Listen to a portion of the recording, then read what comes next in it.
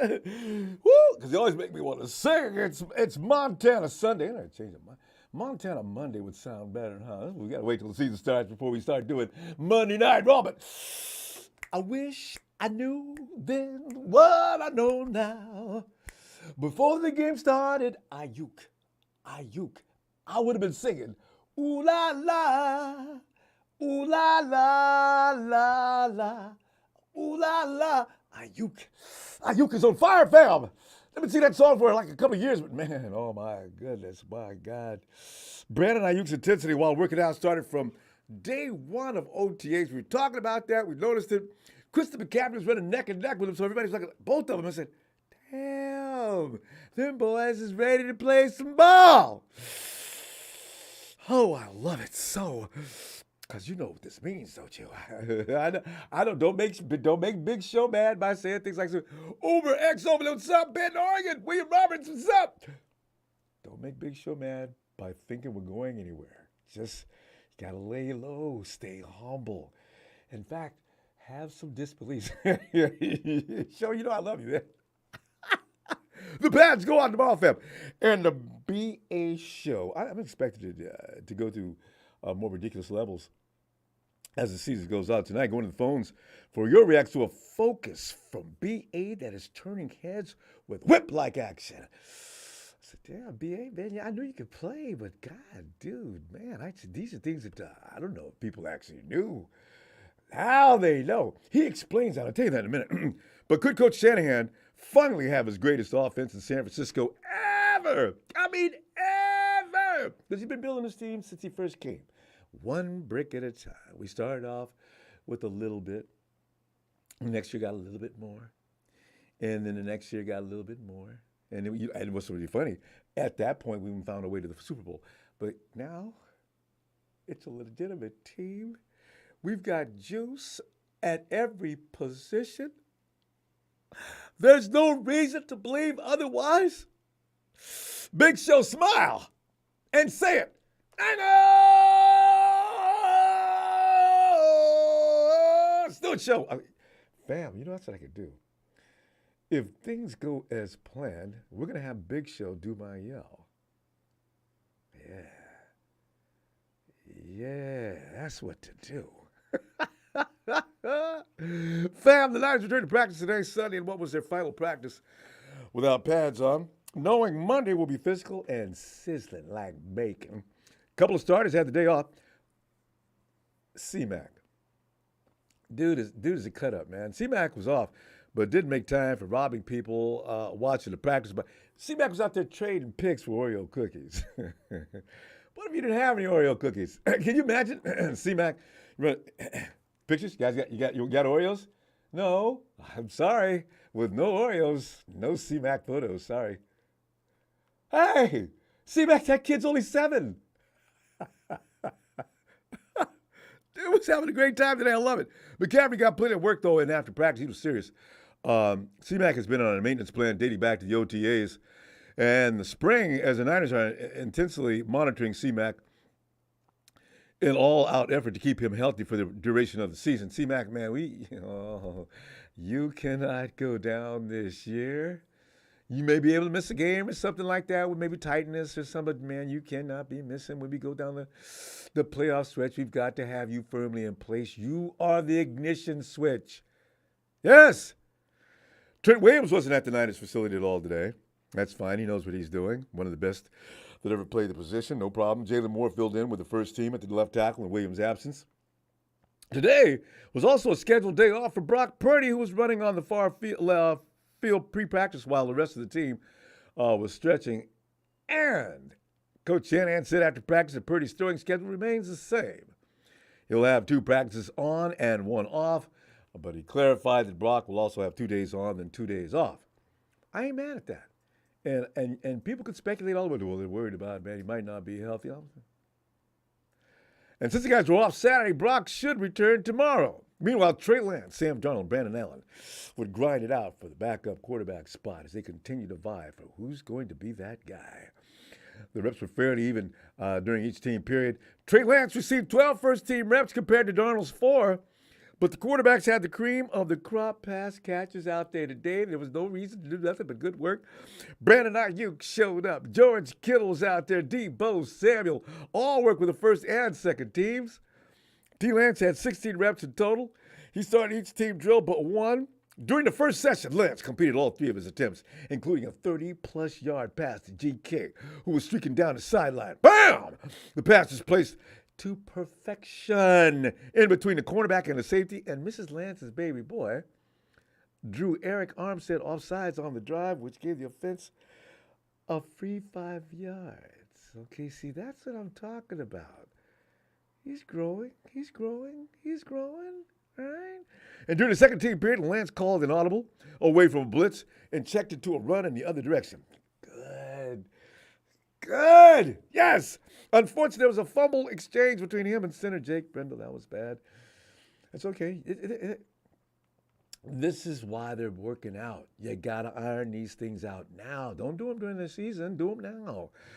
T. Lance, red zone period. Lance first dropped back to high-low concept, called for him to go to the left side. Defense sniffed it out and took both routes away. What you going to do now? Lance stayed poised, didn't force a mistake, and made it to his third progression, which was the running back on the other side of the field. Yeah! All of this happened in rhythm and led to the offense staying on the field. D. Lance would finish the series with a completion to Brandon Aiyuk. And there's that name already. Brandon Aiyuk can escape the pocket to his left and scramble for a 15-yard TD run. Lance! It was a positive day for Trey, who also found Chris Conley for a touchdown in the second red zone period.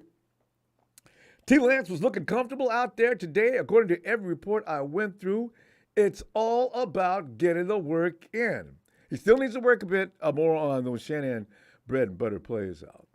That is why the guys are out there to get better, though. But as we all know, Shanahan loves play-action passes to get the defense flowing one way, only to just sneak a wide receiver going in the opposite direction, right? That was the case on the only one failed play where Debo had a step on the defense, but Trey sailed that ball over his head. Not to worry. That's the reason to overreact on that. He's going to get that. He's going to get that because you know what? He's moving in the right direction. Sam Darnold's numbers, 8 for 10. Sam started the first period going 3 for 4 with a TD.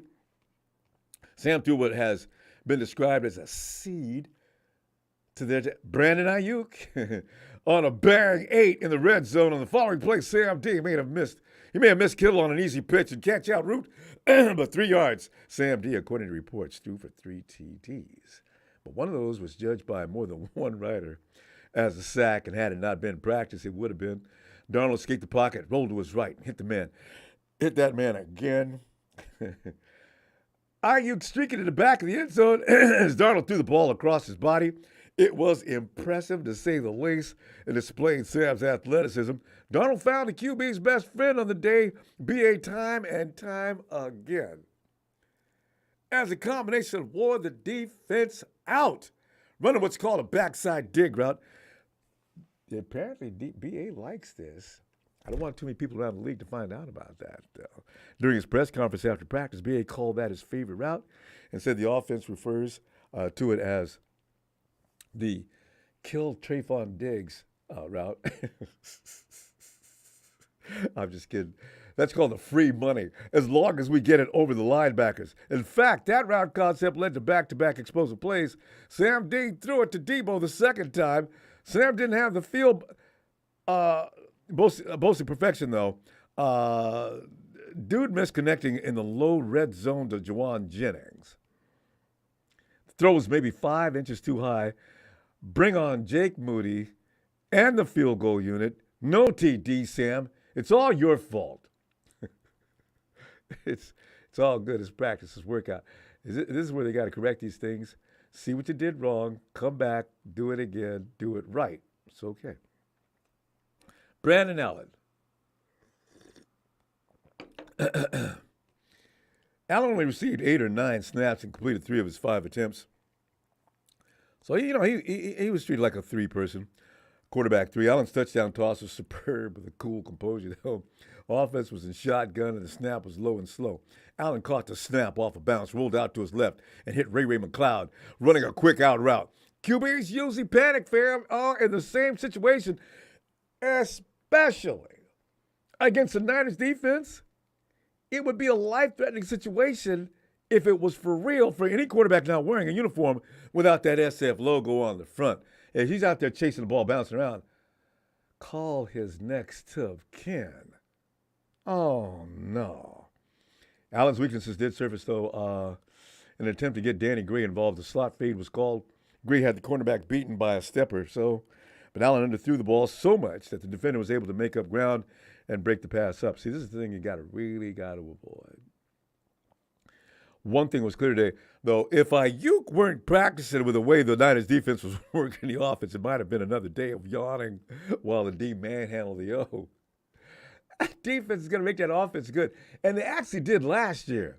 But this year, anything the offense gets off that D in any workout during the course of the season is a victory. I mean, straight up victory. According to the consensus among the beat writers and witnesses, it appeared that every time the quarterbacks dropped back, it was, mama, there's that man again. Brandon, man, gosh, Pro Bowl, it looks like it's written all over it, man. It really, when number 11 was on the field, he was getting the ball. That's all it was. To a BA was a vacuum cleaner out there and caught everything thrown his way, including 3 for touchdowns. BA was asked how his conditioning level is compared to years past as he gears up for a heavier workload. This particular year's answer was, quote, I feel good. Boom. James Brown out there. We'll see tomorrow once the pads come back on. It's a little bit different when your mind's got 1,000,000 miles on an hour.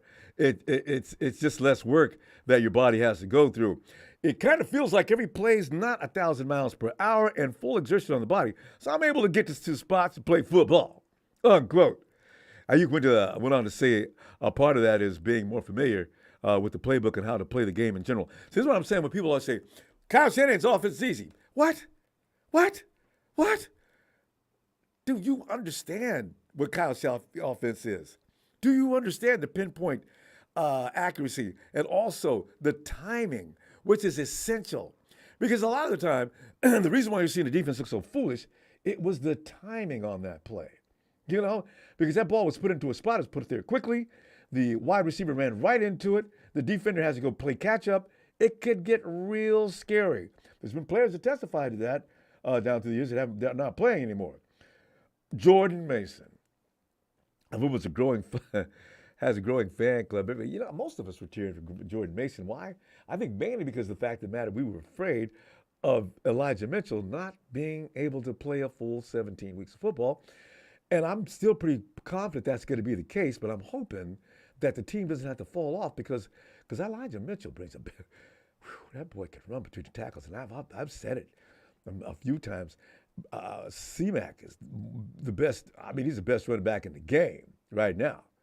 But I tell you what, there's people who can run better between the tackles, and Elijah Mitchell's one of them. Elijah Mitchell's got that first step that's just, and the defense hasn't got a chance to react, especially how well he picks out the hole.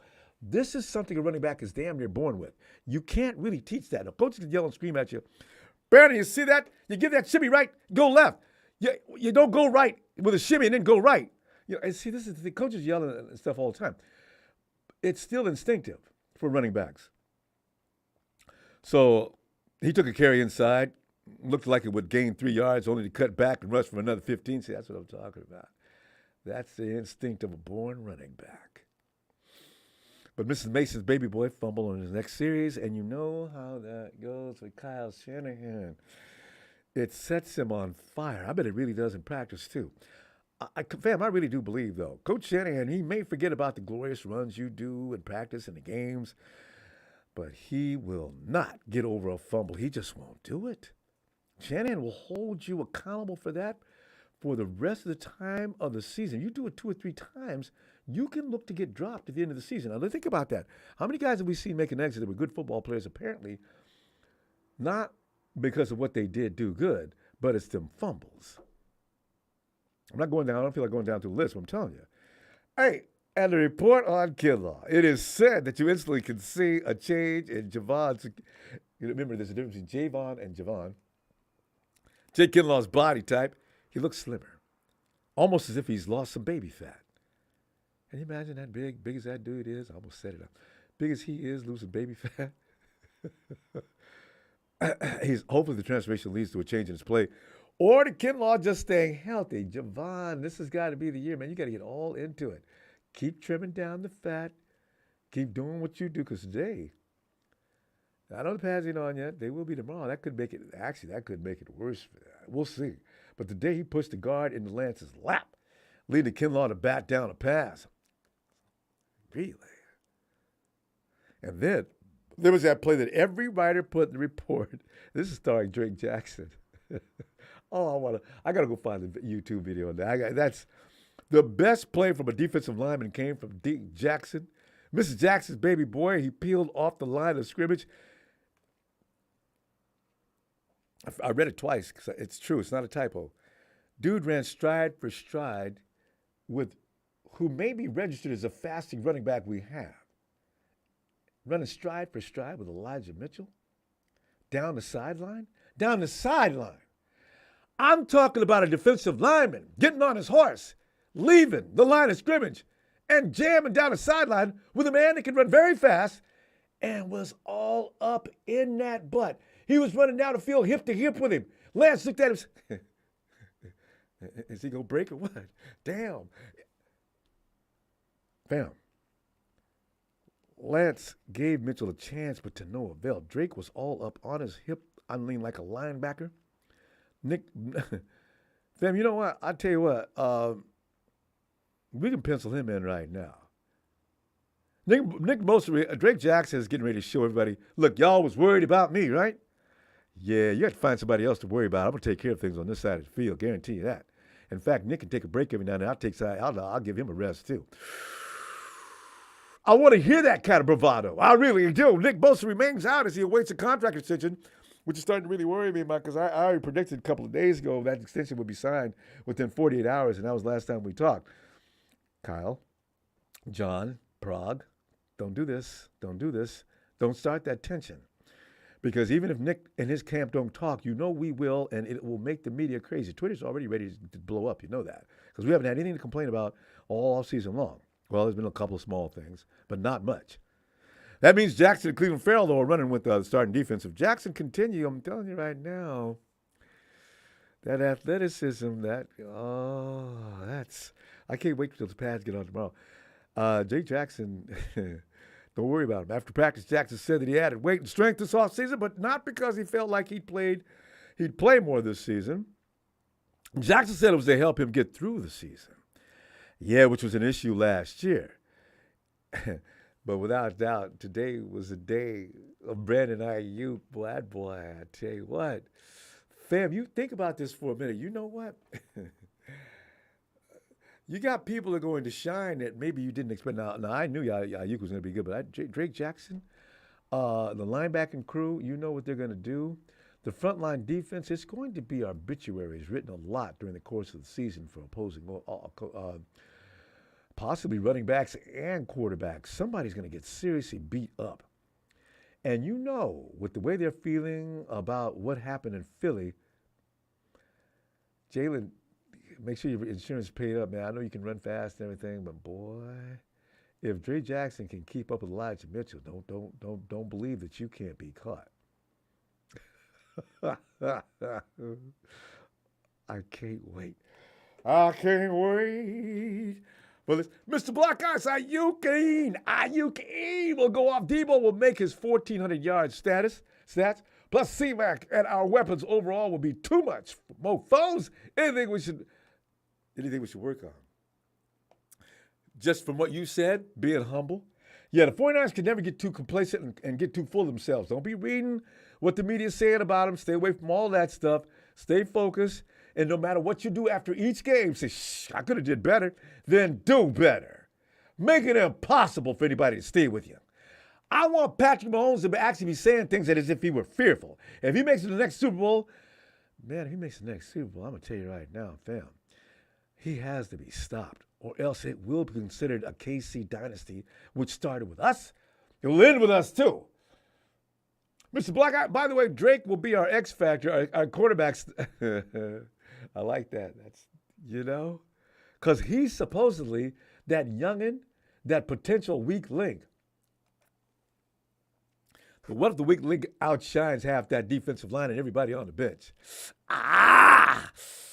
I mean, here's a guy we ain't talked to in a minute. And Dre, San Francisco's Dre. Dre. What up, Ronbo, man? What's going on with you? Oh, man, I'm getting all Long pumped. time no hear. I know, man. You been doing all right? Oh, yeah, I had to take my break from the football world. These folks get delusional. It is a good thing. It's healthy. What some of us do is just, it's crazy. I've been screaming and hollering ever since that last game. You just got to cut it off. You do, man. 1 to 2 months and just cut it off. Because that NFCCG, yeah, that can leave a lingering effect. That was just ridiculous. It took me a couple of days to stop crying about that. That was, come on, man. You guys didn't beat us. You killed the quarterback. And then you got Shady McCoy running around saying things. People talking about the Philadelphia Eagles. They did what they had to do. Did you see what they did to the 49ers? They came in there, the first assignment was to take the quarterback out. Shady talking like they did it on purpose. Okay, you know what, Dre? I'm getting mad. Dre, what else? As I said, you gotta take a break. Even when I went on my vacation, it took me a week to get out of my Niner mode. You know what I'm saying? That mode where you just dogging and beast mode like you want to feel. And I can't run the football. I catch one or throw it, but I damn sure ain't running for it. Hey, agree with that. I pull a hamstring. Hey, if you don't warm up properly, ain't that easy to do? So why would people be out there running sprints? But usually, when you see your average jogger going out there, just a casual jogging, he won't sprint until a coming home stretch. Be coming out sprinting, coming out of, hamstring say, hey, this ain't, we're getting pulled up here. So, Yeah. Your observations. I was out, I was out doing my due diligence, keeping my ear to the football streets, all right. from all sides of the world and plantation. And I like what happened with Trey. He redid his mechanics. He retooled everything. He went out and did what he had to do. And in my opinion, I feel Brock Purdy is going to be all right. I don't feel we're going nowhere this year, but I feel he's going to be all right. I'm with Big Show on that. Wasn't that Big Show that said that? You got a disciple. Joe, what it do, man? I feel we not going nowhere neither. We got 2 people on offensive line with short arms. Somebody's going to get hurt. Hey, besides McKivitz, who's the other one? I think it was, who was it? Was it Jason Poe or was it one of them? Oh, Poe. Well, Poe's not starting. It was somebody from last year. It was somebody from last year. He got short arms, and he went out and Kyle and then went out and got somebody else during the draft. I don't know if he unsigned or they drafted him, but you're talking about Joey Fisher. Yeah. He got short arms too. Undrafted. Yeah. Oh, he undrafted. Okay, but he got short arms too, and Kyle pumping him full of that Dewey Kool-Aid that he do to everybody before. Kyle remind me of a narcissist. They grill you in, they gaslight you, green light you, hey, baby, you so beautiful. And the moment you start believing that you ugly as shit, you so ugly. You would never be that rude. Come on now. Yes, he is. Look what he did. Look, this is exactly what he did to Trey. When he brought Trey in, he bashed the hell out of Jimmy. Then it was just Trey. Then he got him somebody else new than Jimmy again. Then it was him bashing Jimmy. Then it was the Brock show. You heard him earlier in his presser. He goes like, and Brock. And I'm like, oh shit. He loves Brock until he don't. That's just like a narcissist. Watch when Brock start believing the hype. That's when Kyle's gonna be like, and we would have won the game. But all coaches do that. Like I tell you to. I mean, you remember how you can't shame. Yeah, but Belichick used to do that to Brady, though. That to everybody. Only Andy Reid does. Andy Reid doesn't do that, though. Yeah, Andy Reid, like I say, well, look at Brady. You can do that to Brady. Look how many rings this dude got. You can do that to him. But when you got some rookies, everybody keeps saying, oh, they grown men. Yes, they are. But when you come into your craft, you need confidence. And your coach is supposed to be just that. He's a coach. He's supposed to coach it up, help you build that. If he not, then what he choose you for? It ain't your fault you got chosen. It's like a baby that didn't ask to be here. Yeah. It ain't your fault. And then, like I say, I don't know, Ronbo. He's scaring me. He's scaring me. I feel we going to need all 4 of these people on this roster this year. Maybe. Look, What we did last year. Yeah, I started taking the poll. When the first game do you feel somebody going to get injured? Because he don't care. He does things where he'll run a play, and, if you get there in the precise time and you do it in the precise time and in the way he say do it, it will work. But 9 times out of 10, we're humans and not robots, so we can't. You know what I'm saying? And he don't leave no room when he's scheming for a breakdown.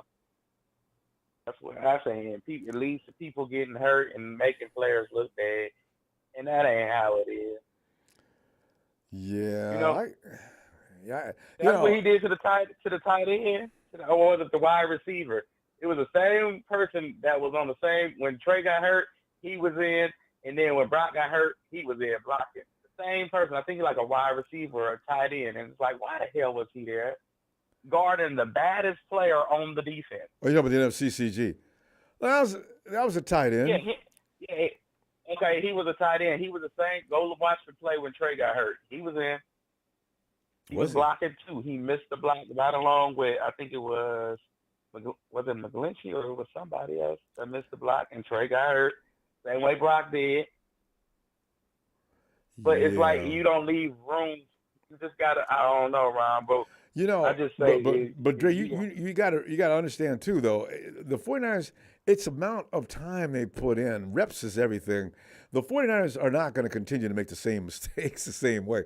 They may make new mistakes, but what you just saw last year, as far as mistakes go, believe you me, and you and I both saw it. We can't stand it. The players are taking it even deeper than we are. So I don't see. Believe it. There may be some new mistakes, but not the same ones.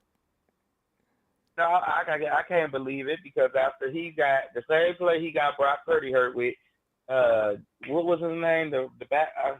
What was his name? Josh something. He came in. Josh Johnson? Oh, the quarterback. Yeah. Yeah, the quarterback. He came in after Brock got hurt. Kyle ran the same exact play again, like an arrogant bastard. Like didn't Josh get hurt by somebody coming right up the middle? Same play.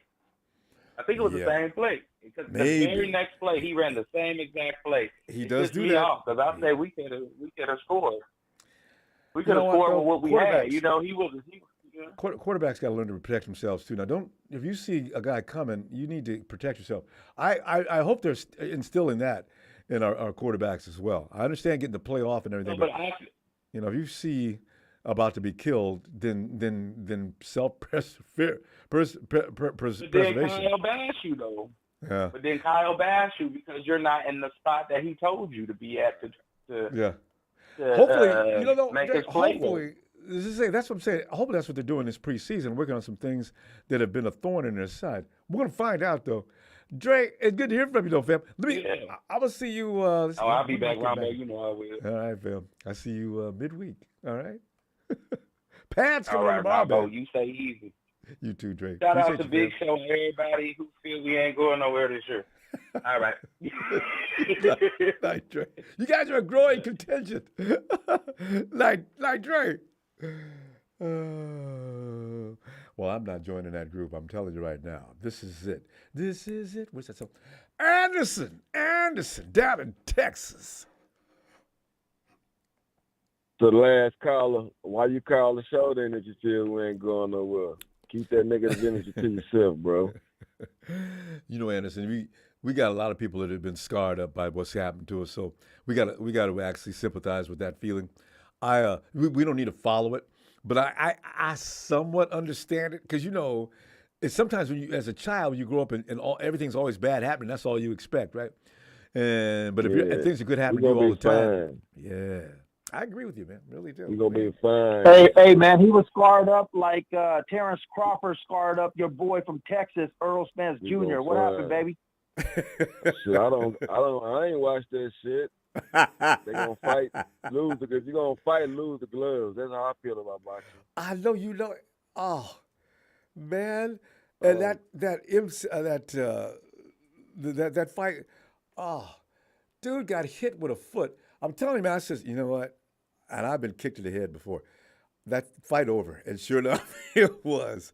Bam! I said, you wanted to play this game, all right? Get up and go home. Yep. But Anderson, go ahead, fam. What are you thinking? Yeah, What about it's still gonna happen BA? though. And shit. Oh, Brandon Aiyuk. Oh man, that boy gonna be a beast. He already put Trayvon Diggs on his ass. And he did, and I think he did it last. It was either him. I think he did it in the last game. He did. The last playoff game, he put him on his ass again. Trayvon can't guard Brandon. Trayvon ain't nothing. I was trying to tell this Cowboy fan I had to get out the motherfucking bourbon with and come in my own car and shit, because he just talking crazy again. So I'm like, yeah, then what happened and why y'all lost? That's all I want to know. Hey, and what kind of excuses, what kind of explanation do they give you, Anderson? I mean, what do they say? Man, that referee gave y'all that call on that call. That was a bad call when they do it. I can't say I forgot what it was. I think it was I forgot what play it was. It was in the second half when you thought the foul was gonna be on us, but when you review the play, when the review it was really on them, but it could have went either way. It could have went either way, really. But he like, yeah, they gave y'all that. I say that's an excuse. Y'all ain't nothing. Watch this season. Watch what you gonna do. Watch when we go to Santa Clara. Ain't no more punks out there anyway. Oh yeah, it's all y'all got in San Francisco. Y'all ain't got no more punks anyway. I say, what about that? That's all they got. That's all I deal with right there. Yeah, and also he punked himself because all them punks just be beating that ass, that Dallas Cowboy ass every time we see it. So what that make y'all? Yep. Yep. So make y'all some fucking catchers. So, but anyway. See, that's why I tell you, Anderson. That's why I'm not using the umpire card or the referee card anymore, because then you sound like Dallas. Execution. Nothing else. I'm trying not to do that anymore. And as far as it's like I say, man, our defense. The defense gonna get so many turnovers for us this season. It's gonna be crazy. With Drake doing what he's doing, and we all know the scenario with the contract issue. So Bosa gonna get his money. We all know the scenario. Yeah, I just wish they quit dragging butt. So it's just a scenario. So it's and that middle gonna be so potent. And then, like I say, Javon Kinlaw gonna have a good season. You know what I'm saying? You and me both believe. With the rotation is gonna be so fired up. It's gonna be awesome. Yeah. We can't do nothing but defeat people. Ain't nobody coming. People gonna be scared to come to Santa Clara. But that first game against Pittsburgh, that's gonna be a test. That's gonna be a test. But it's a good thing we're not playing them when it's cold. It's gonna be this good temperature. True, and not starting off with a soft team like the Rams or who else is really soft? The Cardinals. We got two division teams that we don't want to start the season with. There's some other teams around the league. You don't want to start off with a team that's just really easy, because then you get the wrong idea. You got to go in there. The Steelers will make it work.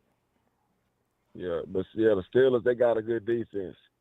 So that line ought to be getting some good work in. But I'm glad the Pats coming on tomorrow. What's that big dude they picked up that the Jack loved so much and wanted to draft last year?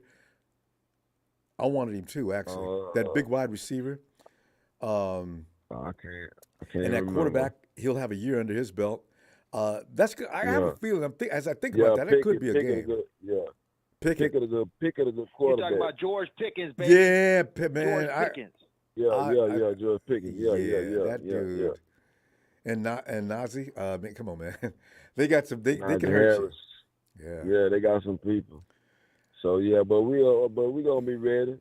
Like I say, Fred Warner on the defense. He know everybody's supposed to be with this guy. So I ain't worried about nothing. I ain't worried about Dre Greenlaw. You got to worry about Dre getting flags because Dre gets carried away trying to hurt somebody. Yeah. But I like that. I'd rather be able to tone a man me down too. than fire him up. Me too. Me too.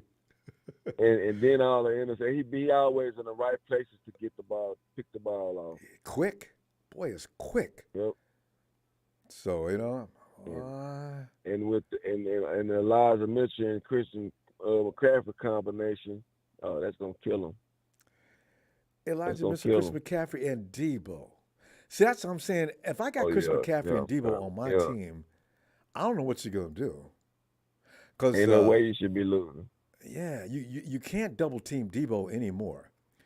You cannot double team Aiyuk because that releases the old team.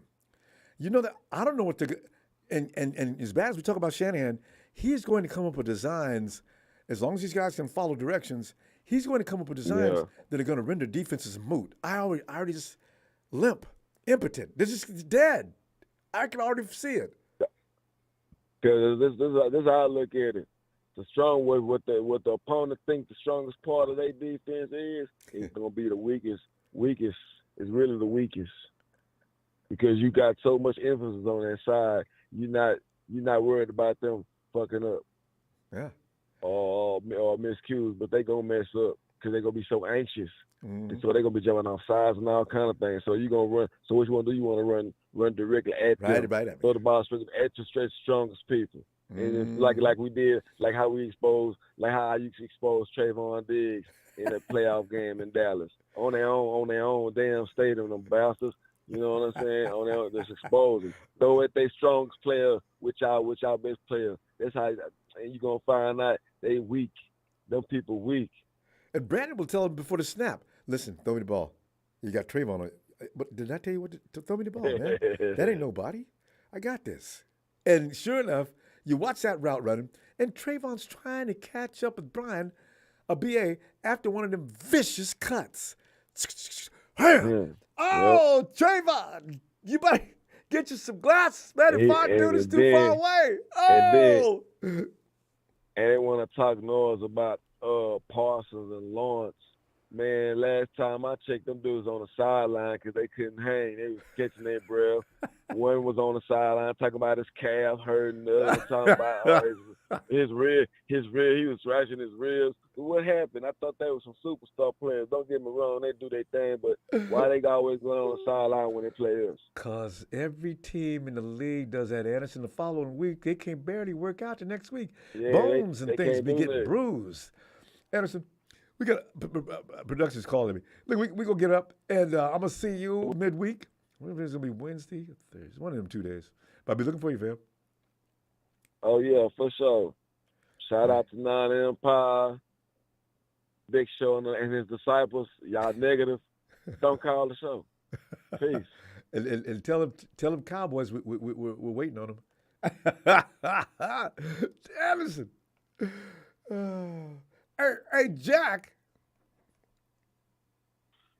And don't forget to tell Earl Spence, baby, because just like I'm the draft king, and I keep reminding you guys that I'm the best, like Terrence Crawford did to Earl Spence from Texas last night. I told y'all, man, first time ever Floyd Mayweather ringside. You know, I mean, he's done this in 2 divisions. Only Clarissa Shields. So shout out to Omaha, Nebraska. You know what I'm saying? And wow, what a goddamn fight that was. Did you actually catch that? Was it a knockout? Because I watched the CMC fight. It was electric. It was a TKO in round 9, and he could. Earl can. I think the car crash got to him, just like. MMA. Like Henry car crash got to him, and if you remember 2020, talking about how great Aiyuk is looking. Can you hear me properly, Ronbo? Yes. So you said how good Aiyuk is looking. Back to the car. So the car crash to Henry Ruggs the same year we got Aiyuk, and I put my fist on the table and said, listen, we need to get this boy Aiyuk from Arizona State, and I was right. But what I'm saying is, in that same draft. Who was it? Okay, 2020. Let's see. There was Henry Ruggs, picked by Las Vegas Raiders, number 12, and then Dallas Cowboys got CeeDee Lamb. Okay, there was after that Jalen Reagor for the Philadelphia Eagles, and then Justin Jefferson, the Minnesota Vikings, and it was us at 25, Brandon Aiyuk. Okay, I want to start a campaign, national campaign, international campaign, everybody, for Brandon Aiyuk, that he's better than CeeDee Lamb. Okay, Justin Jefferson right now might be a little bit, he got a better quarterback, but putting it on him on the money. But now we got Brock Purdy that can put it on the money for Brandon Aiyuk. Look at how he's shining. He's improved every year, Ronbo. And I'm telling you, he's a top 5 wide receiver this year, and y'all going to see it. And you heard it here first. Talk to me. Yeah, well, he's probably going to end up being option 1. Now, he hasn't been option 1. He's been option 3 for up until now. So he will have that opportunity because Kyle's going to probably call his number more often than not. Debo, I'm not sure. George Kittle will continue to be used in the fashion he is. Kyle's going to rearrange that offense, how it functions. I can't wait to see how he's going to go about doing that. But it's going to be interesting. And that's what brings me to my next point. Last year, I told you guys, I said, you know what? Because I saw how good Aiyuk was developing, I saw, listen, if we get a quarterback that can put it on stride, accurate quarterback that could give it to Aiyuk, this boy's going to shine. He could be that good. You know what I'm saying? And this is my point now, is that I was the only guy last year to say, listen, I don't mind trading Deebo Samuels for a first and a third and getting me a Garrett Wilson, who I was really high on. And now look what happened. Deebo got the bag, and he decreased. And then what happened? Garrett Wilson became like a top 5, top 10 wide receiver as a rookie with a bad quarterback. Now he has Aaron Rodgers. But that's why, because I saw that. Again, I'm not hating on Deebo. I'm a Deebo guy too. But for $30 million plus, Ronbo, I mean, Aiyuk deserves that bag. But Jack, he does a lot of things. He's much more talented. Aiyuk's going to get paid. He does a lot of things. And that's why I don't mind. And that's why I'm not hating. Well, that's what I'm saying, because Deebo's multidimensional. I need him to hurt people. I like that, because, when Aiyuk's coming down the field, I like that it's all too. about But finesse. come playoff time, though, is when he gets injured, or prior to playoff time, he gets injured. And always, also Kyle Shanahan that leaves him in the game when he shouldn't be in the game, including Christian McCaffrey. But that's what my point is. If you do that, it's a long season. You're going to get injured, and we don't need that. We need these kind of quarterbacks. When you got a Brock Purdy at quarterback, we need these kind of wide receivers, that can juke like Aiyuk and Garrett Wilson. Imagine if we had him in our offense with a Brock Purdy. Is all I'm saying is, because they got happy feet. They got scared. They didn't pull the trigger. Why? Because the Kinlaw trade with the Defoe trade, okay, that didn't work out for Kinlaw, so they're like, oh, let's not do that again. Imagine if we give the Jets Debo, and we end up getting a Kinlaw, you know what I'm saying, like we did. So you can't be scared to pull the trigger. But you know what I'm saying? I mean, it's one of those things, man. It's one of the deepest rooms too. Talking about the deepest rooms, Ronbo, which room in our team is the deepest? I'll tell you mine. Is it the defensive line? Well, that's what I would have said. Is it the running back, wide receiver, tight end? For me, it's the running back room, man. McCaffrey, Mitchell, Mason, Price. We got Juszczyk, and we got LeBron. I mean, they're all dogs. I don't see. You make a good argument. One person in the running back room. For a long time arguing this one. The defensive line, yes, but boy, you just went down a list of running backs. Oh, there's only 5 or 6 of them, though, 4 or 5. The wide receiver room is exciting. You got Debo, you got Aiyuk, you got Jennings, who's fighting with Trayvon Diggs on Twitter, going back and forth. Don't you love it? Yesterday or something like that. Yeah, I posted that one up. I love it. But listen. Even the tight ends room with the 2 rookies, I mean, the defensive back room with Jair and Talanoa Funga, Charvarius Ward, and Demo's looking crazy too. He's looking with Steve Wilkes under his belt. I mean, Ooh, Which that's not. room is the deepest room, Ronbo? I- Which one's your favorite room? Give me Because mine's a running back the room, defensive man. line because I love the way they kill people. But you know what? You made a very good argument as to the running back room. But I'm talking. I got Steve Wilkes running that defensive line with Chris But tell me Stewart something. instructing on how to But technique. tell me something, Ronbo. But Oh. tell me something. Tell me something though. The running back room, there's not one fault, right? They're all dogs.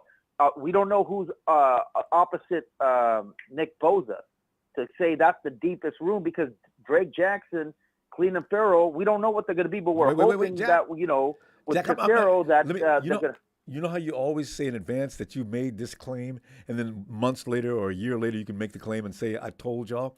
I'm telling you right now, if Drake Jackson is jamming down the sideline with the likes of Elijah Mitchell, the offensive linemen can forget it. They're about to be abused. I'm telling you right now, Drake Jackson gets a minimum of 8 sacks this year, and that's why the 49ers are going to dominate in wicked fashion.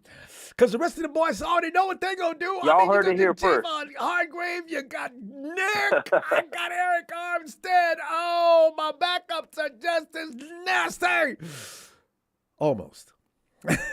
So let's see what the deepest room is going to be, everybody. Mine's a running back room. Rombo's a D-line room. And by the way, talking about the running back room, Shanahan just praised TDP. So the third round running back curse hopefully is over, Rombo. But talking about the third round, we got Danny Gray and Drake Jackson. Imagine if we did get George Pickens, like I told you, trade up. Would you not trade Drake Jackson if it didn't pan out? Drake Jackson and Danny Gray's pick. Those two picks, we could have got us George Pickens, who has outshined just about every rookie wide receiver last year with a quarterback that was a rookie that I'm not really high on. Tell you what, Jack, you make excellent points. Man. So and like I said, really interested, man. I'm telling you about the defensive line. And finally, my boy Trey, but finally, you gotta, disagree with your boy sometime, like I did with my boy Trez for Solomon Thomas when I, wanted the strong safety Jamal Adams. But when it comes to Trey Lance, finally, you know what I'm saying? I told you guys prior to the draft, this dude is not accurate. If we get a quarterback, let's get the one from Chicago, but the one that the Chicago Bears got. But man, I'm telling you, I hope he does shine and he's angry and he performs. I'm gonna give this dude a chance, Trez. But dude, I'm just telling you, you know what I'm saying? He's just not accurate, dog. All right, baby. We gotta go. All right, Jack. Have a great day out there in the UK. All right, fam. Talk to you shortly. Adios, baby. Adios. Hey, Mark. What's going on, Ronbo? Mark, I'm starting to gloat even before the season starts, and I know it's really ridiculously silly to do so, but when I look at the weaponry here, it's like a U.S. naval cruiser loaded with high-tech weapons that some people on the planet don't even know about. Also, the U.S. war machine is probably one of the most scariest things on the planet. And now I'm looking at the 49ers, and I'm starting to use the same descriptives for them. You know what I mean? Jack and I just talked about the position rooms. Mark, Aiyuk has lost his mind out there. If I have that kind of receiver,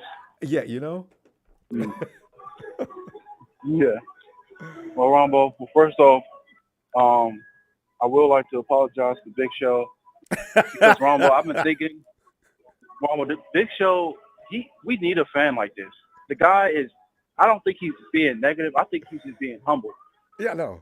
The last time we were, cocky and cocky and all of that, we ended up dropping the catch to the NFC Championship game versus the Rams. Ronbo, I have a good memory, and I remember the show before the game. Donut and Tanisha came in, and you asked them a question, and then after you asked the question, you said, because they got to be tired of us kicking their ass. And I said, yep, that you see, we gotta calm down a little bit, Hey, that's it at the NFC CG against the Rams. Yeah, it scared me out because I think one fan came here and told her to calm down. Yeah, I was scared after that. No, I do need to calm down. I told you that last year. I said, you know what? When I go into a game real confident, Yeah, you did usually say that. Yep. it's not good. And sure enough, yeah. Yep. I'm trying to stop doing that. But I tried yeah, last year. I'm gonna be halfway on this. I'm gonna go Big Show's right and Chill Pill Frills right. There you go. We're good. We're a good team. We're gonna win this week. We Well, could see, win there's the no Super Bowl. questioning We got that. a good team. Yeah. Yeah.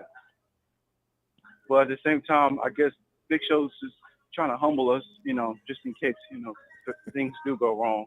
He So does I it too can't well. see his point. We do have, and the guy that called before me, well after me, last call, he was absolutely right. I did make a mistake. We do have quarterback, and we do have a quarterback. We just can't keep one standing up. That's Yeah. the problem. That's what I meant to say. So he was right about that. Yeah. But are you Brandon? Ronbo, did you see Drake Jackson? They even put Drake Jackson in coverage a little bit. And I thought, was practice. that intentional, or did Drake just take off on his own because he saw the opening? Right. And because Elijah Mitchell running downfield and Drake's jamming with him down the field. Yeah, we got two guys like that. That guy we got from the Falcons can jam like that. And Dre, I didn't even know he could run like that. Elijah Mitchell's one of the fastest guys on the team. And Drake says, yeah, you ain't going nowhere, baby boy. Wait a minute. You can run all you want to. Wait a minute. That was Elijah Mitchell? Yes. That's what makes it so wow. unbelievable. Elijah Mitchell was supposed to Man. put some distance on him and Drake Jackson. And I mean right now. Drake said, no, you ain't. Whoa. Yeah, that's impressive. And the guy, I think it was 2 calls ago, he said he was right. I'm kind of glad we are playing Pittsburgh now, because when you look at 2021, our first two opponents were well, I wouldn't say not first two, because the Eagles, Ronbo, you called him, Ronbo. The Eagles, you called this Eagles run in 2021. Mm-hmm. But the first game we played was the Lions, and I guess it's good that they gave us a little bit of a tougher opponent for week 1. Just to wake up, for the season. So. Yeah. You got to get slapped in the face to start fighting. Have you ever sparred or anything in boxing or martial art? When you get hit, you're ready to go. It's really strange. Right. Yeah. Bam! Yeah. Okay. They did that a lot last year, didn't they? Oh, man. Okay, let's go. That's what, a lot last year. They got slapped down.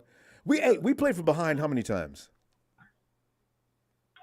Yeah, just about almost every game down 7-0. We were ahead a few Look times. at the Dolphins game. Oh, yeah. We dominated a lot of those games. I mean, the Dolphins game, you actually called that the first time before the game even started. Before they kicked the ball off, you said, well, they're going to start off bad, and they scored the first play of the game. Look at the Las Vegas game, they scored first. But, for most of the other games, he's beat them up. McDaniel's over there. He knows everything we're doing. That's what was worrying me more than anything. Yeah, so. I said, Josh helped write Shanahan's book, man. I mean, Mike helped write Shanahan's book. So now he's going to talk to his defense, and they're going to know how to help. But you know what? Mm-hmm. Also, Kyle knows his own students' tendencies as well. Yeah. So I didn't take that into account. Yeah. And Ronbo, Brandon Aiyuk is scary, Ronbo. I'm watching these clips. It's just scary. He wants to get paid. Oh, man. It's time to get paid, yeah. This is that year. So do you know when Bosa's getting paid? Did they put a time frame on that? Or? I was trying. It's worrying me a little bit. The anxiety started to set in. I was hoping it was going to be. Last time we talked, I said, no, he'll have his contract within the next 48 hours. They probably just got to iron out a couple of things. Yeah, here it is, 72 hours. Coach, John, let's go. Man. What's the matter? Yeah. This is the type of player you don't wait. I mean, he was patient. He played you guys this game. He was patient. He didn't complain like Debo did. Didn't clean his wall off. His social media walls off. Right. All of 49ers I think that's real childish when these players do that. Yeah. So it really is juvenile. Come on, guys, grow up. This is not high school anymore or college. And Ronbo, I'm not a betting man. I know Casey is. But Ronbo, I lost a lot of money on that fight, and I did that boxing fight, and did you bet on that fight? Because I had I betted on that fight. I had Errol Spence. Ronbo, he got an ass whooping. I mean, it's like the 49ers versus the Rams. Just keep beating them for 9 rounds. I gotta go watch it now. Beat them up. I don't watch. I watch MMA a lot, but I don't watch boxing that much anymore. But everybody's talking about that fight. Right. I need to go check it. Yeah, MMA scary. Gaethje, that's the fight you were talking about, Ronbo. We got kicked in the face. Yeah, Oh, man. you can't take a headshot from a foot. The velocity, the torque is tremendous. Anywhere you get kicked, if it's direct, you're going to feel it. You can get kicked in the top of the foot. It will hurt. Right. Oh, it will hurt. Yeah, So, that's why I wasn't allowed to do martial arts or things like that when I was growing up. It was just strictly sports for me. And, you know what though? I think everybody should take martial arts such a discipline because you pay for every mistake you make early on. As a white belt, it's rough. Right. But by the time you get to, I was the taekwondo. By the time you get to red belt, you know everything that's coming almost before it comes. There are those guys that high Dan black belts that will show you something you've never seen before, though. That is still a danger. Right. Yeah. Wombo, did you pick fights? Did you pick fights after you learned? Did you pick fights as a kid? No. These losers. It's funny. It goes the opposite direction. You're mentally now, you know that this dude has no chance.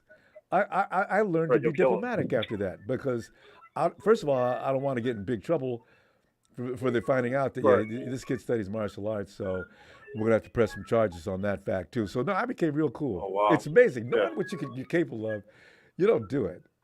It's insecurity that people bar fights and things like that. Yeah, you grow out of that. But especially by the time you become a black belt. Mark, let me see you on a midweek, all right? All right, Ronbo. Forward to it, fam. All right, Mark. There he goes. Hey, there he is. Dun, dun, dun, dun, dun, dun, dun, dun, dun. Ow! Oye, ¿cómo va? El mismo. Hey, Santana, come on in, man. You know, we're getting crazy about Aiyuk. How you doing, man? Because, when you look at every room we got, and then you think about the wide receiver room, all of a sudden looking even more. I mean, we've never had a real complete wide receiver room until the last couple of years. But now that wide receiver room has reached maturity, and Brandon Aiyuk is about to be that real premier route-running wide receiver. We got the yin and yang, Debo, Aiyuk. Ooh. And then, Aiyuk's always been a stud since year one. He has. When he came in, remember that? And he fucking hurdled, was it against the Eagles? Yeah, I think it was. Where he hurdled someone. And dude, like, from there on, man, that guy was a beast, And he's confident. And, yep. I keep hearing that he walks in there like no one can cover him, you know what I'm saying? So. And then he proves it. And then he proves it, yeah. So, I mean, I think Aiyuk's a beast, we still need to see Debo if he can pick up his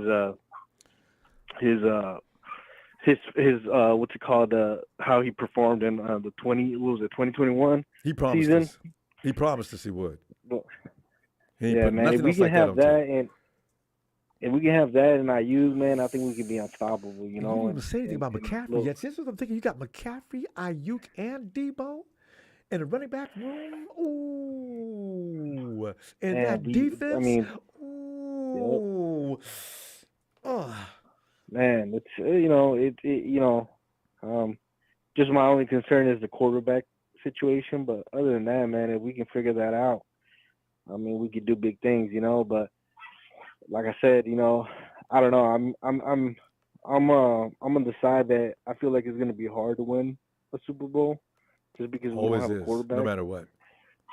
Yeah, and I mean, Brock Purdy's cool and all, but I'm not in that boat of like, oh, he's the guy, he's it. You know what I'm saying? Because I just don't feel that I don't feel like the Pittsburgh Steelers are stressing over Week 1 going against Brock Purdy. If anything, they're probably scared of going against the defense. But other than that, I just don't see any team fearing Brock Purdy. And let me reassure you one thing though.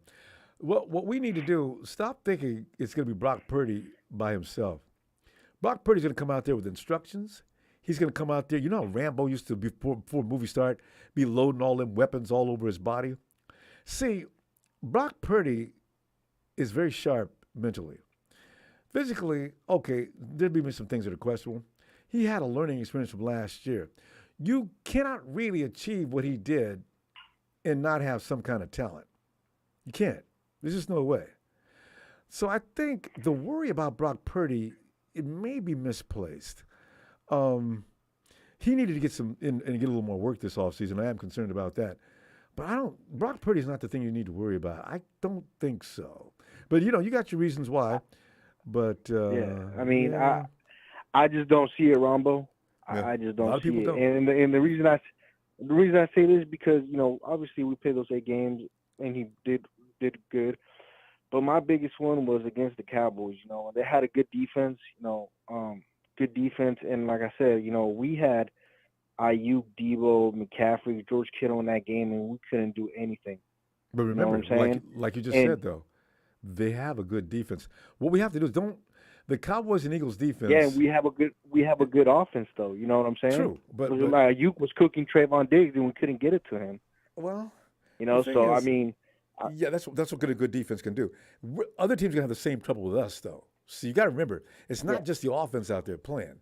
Remember, teams are going to struggle to do anything against the 49ers defense as well. No. I mean, no doubt. Our defense is stacked. But that's what I'm saying. I feel we just need to hold back, just because. I mean, man, you need. I mean, when you go into the playoffs, man, we've fallen short, and I feel like Kyle's offense in this scheme, we always hit a wall. We what happened against the Rams, what happened in the fourth quarter of the Super Bowl? We couldn't get any points going after, a point in the game, you know what I'm saying?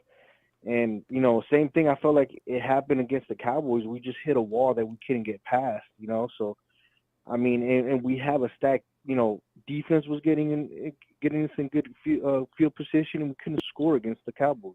Mm-hmm. So but they couldn't. That's why I feel the way I feel of Brock Purdy, because he couldn't. You know what I'm saying? But because we have so many weapons and a stacked defense, and we struggled, and I just, what you got to brace yourself for.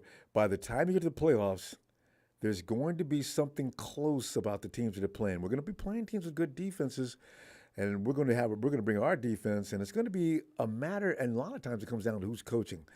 But Brock Purdy's not. And sometimes it comes out who has a better quarterback, Ronbo. Not always. You know what I'm saying? So yes, okay. I mean, Tom Brady lost to Matt Stafford. We've seen Aaron Rodgers lose to Jimmy Garoppolo.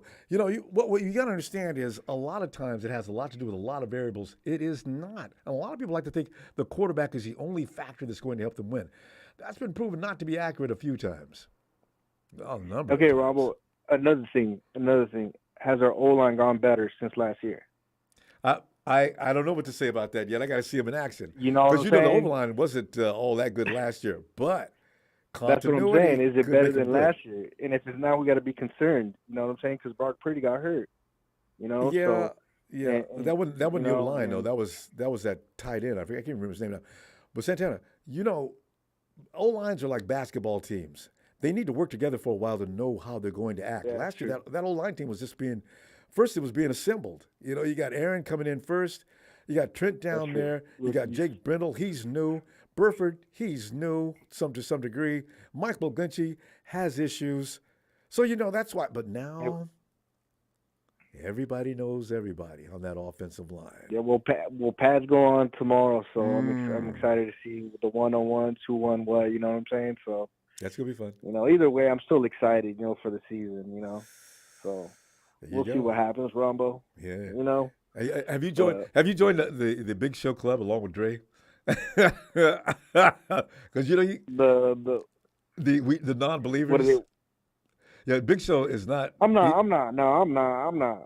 there. I just have my concerns, and I have we all do some doubts, but I'm not gonna ever go say that they don't have potential or a chance, winning it, or it's gonna be slow. A chance, because there's always a slight chance, but there's always a chance, But like I said, I just got some concerns and doubts in some certain positions, but other than that, I'm always going to hope for my team to win, They're warranted. And hopefully you'll be a happy dude by week 14. And when you go to the Super Bowl, you'll be even happier. And then you and I both could tell, Rudy, shut the hell up. I can't wait for that day. Or you could be like Santana, I told you, So, man, exactly. we'll see you, Rambo. Right, I'm excited, though, for the season. I can't wait for it to start, I can't wait either, man. First victim's going to be the Raiders in preseason, We're not going to wait for the season. All right, Rambo. All right, fam. Appreciate you, Santana. Rambo. You know that. I'll see you man. later. All right. You have a good one. All right, Rambo. Take care. Dude, thanks, Santana. And here he is. Chill. Pill. Show, here comes Phil. Chill. Pill. Phil. Phil. Hey, Ronbo. Phil, we're going to have to wade through. It's our mission, a lot of us, it's our mission to try to persuade those that are in the non-believer mode to please Well, they can't be believe. persuaded. Yeah, I know. They're just, thick-headed is thick-headed. All right? Oh, God. You can't get through it. Mm. Just when the season ends and we win the Lombardi, then we just get in their face and just start apologizing. So, Or and just they put your- won't. Put your hand around their shoulder and say, see, I told you, man. Stick with me and you're going to be okay. But, Rombo, it's easy to say you're not going to win the Super Bowl because it's so hard. Right? True. And then they come back and say, "Oh, I was right." Yeah. What a coward thing to do, But the thing is, you look at our team, and and I'm sorry, those people that doubt Brock Purdy, look at the 8 games he played. Yeah, I know. His stats were better than everybody, including Mahomes. Yeah. And look at him in action. That's not an idiot. Brock Purdy, I like the way he thinks out there, and he thinks quick on his feet. That's an asset. No, he's a good quarterback. He's going to lead this team.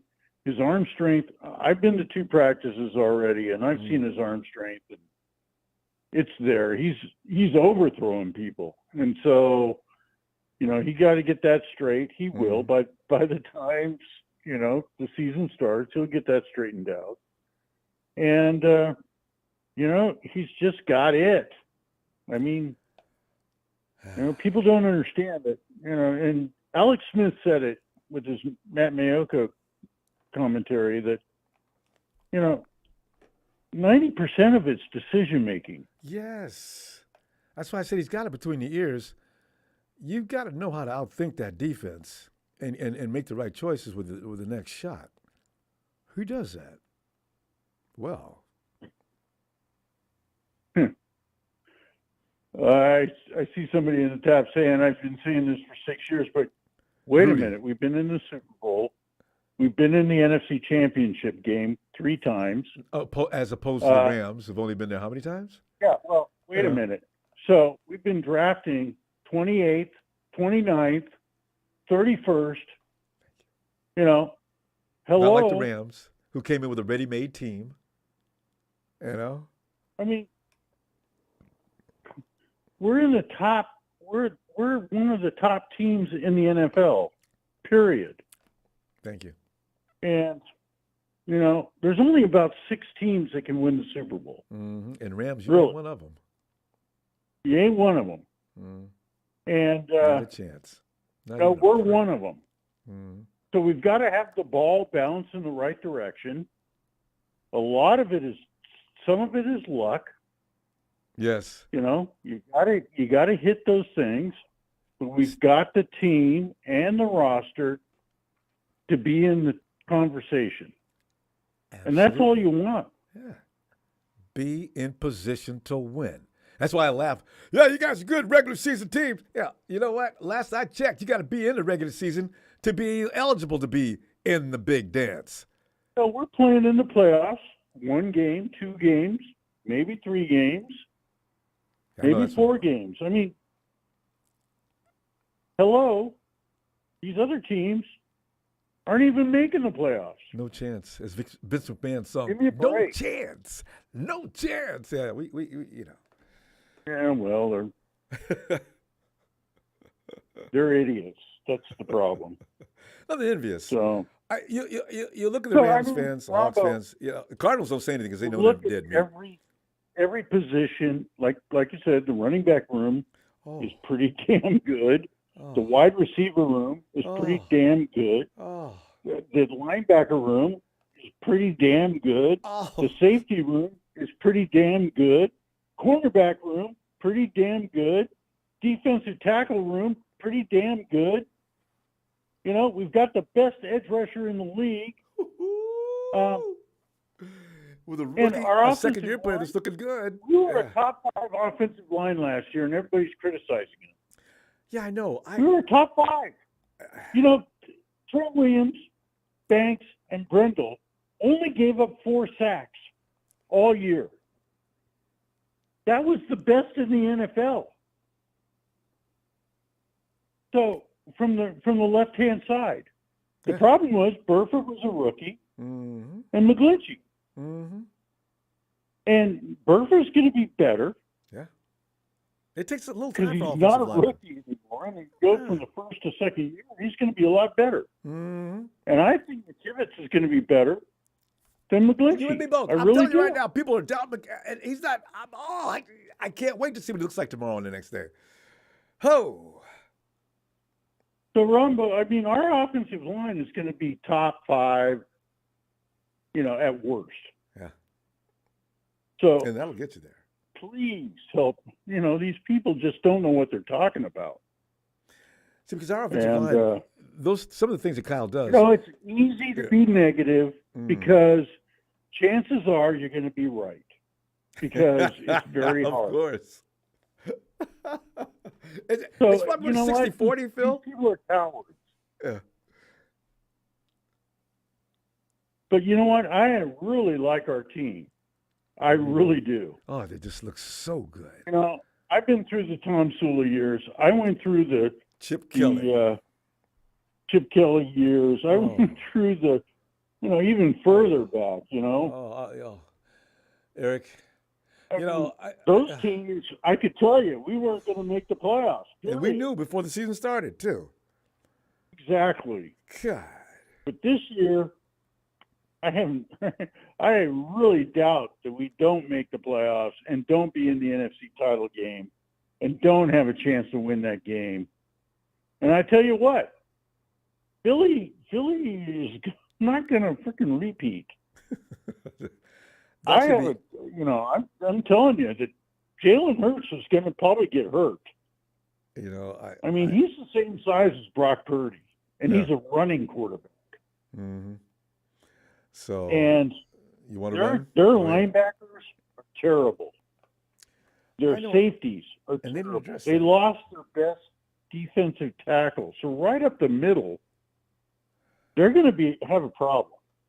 You can't lose all that defense and tell me that you're still the same team. And a lot of analysts will not answer that question. Replacing them with rookies. Come on. That's not going to work. You can't replace Pro Bowlers with rookies and expect the same results. Every now and then. It's just not going to happen. Yeah, it's not. But every now and then you get some good rookies, but not. Lost their starting running back, too. So I just don't think – I think Dallas wins that division. I know. Phil, I hate to go along with you on that, but I don't see Dallas losing that division. I hate it. I like watching Cowboy fans complain and cry. Oh, I do too. Don't get me wrong, Ronbo. I love it when they're crying in the stands. There's no doubt. That is when we beat them in the playoffs, and I was in the game and in the stadium and watching all these Cowboy fans crying. Oh, that was the best. And the camera's right on them. They're still carrying on. That's why I'd rather play in Dallas for the playoff game. I just want to. But, and we just say, listen, we're coming over to see you guys. We don't want to put you in any out I or really inconvenience. think Philadelphia is going to have a hard time repeating in that division. I do. Anyway, the Super Bowl lag is real. We proved that. I didn't think it was possible either, but we did. But Phil, I'll see you on Tuesday. Let's think about Tuesday. All right. Tuesday or Wednesday, whatever. I'll look out for you. All right, Phil. Always appreciate that too. All right. Have a great All right, evening. Ronbo. Thanks, Phil. Keep the faith. Keep the faith. You know me. Nice, Phil. At the end, we're going to be right. Damn right. I can't wait to be right. I know. 6. But you know what? Tied Let's with the enjoy the greatest of season. all time. The San Francisco 49ers. Let's enjoy the season. Stand with the few, the proud, the elite. 6, 6, 6. I just like it. We're in the conversation, Yes. right? Exactly. That's even No? close. All right, Phil, we got to go. Feel for the Rams fans. I feel sorry for them. It's sick. Phil, let me go. You know? We're gonna see you All right, Tuesday. Ronbo. All right, fam.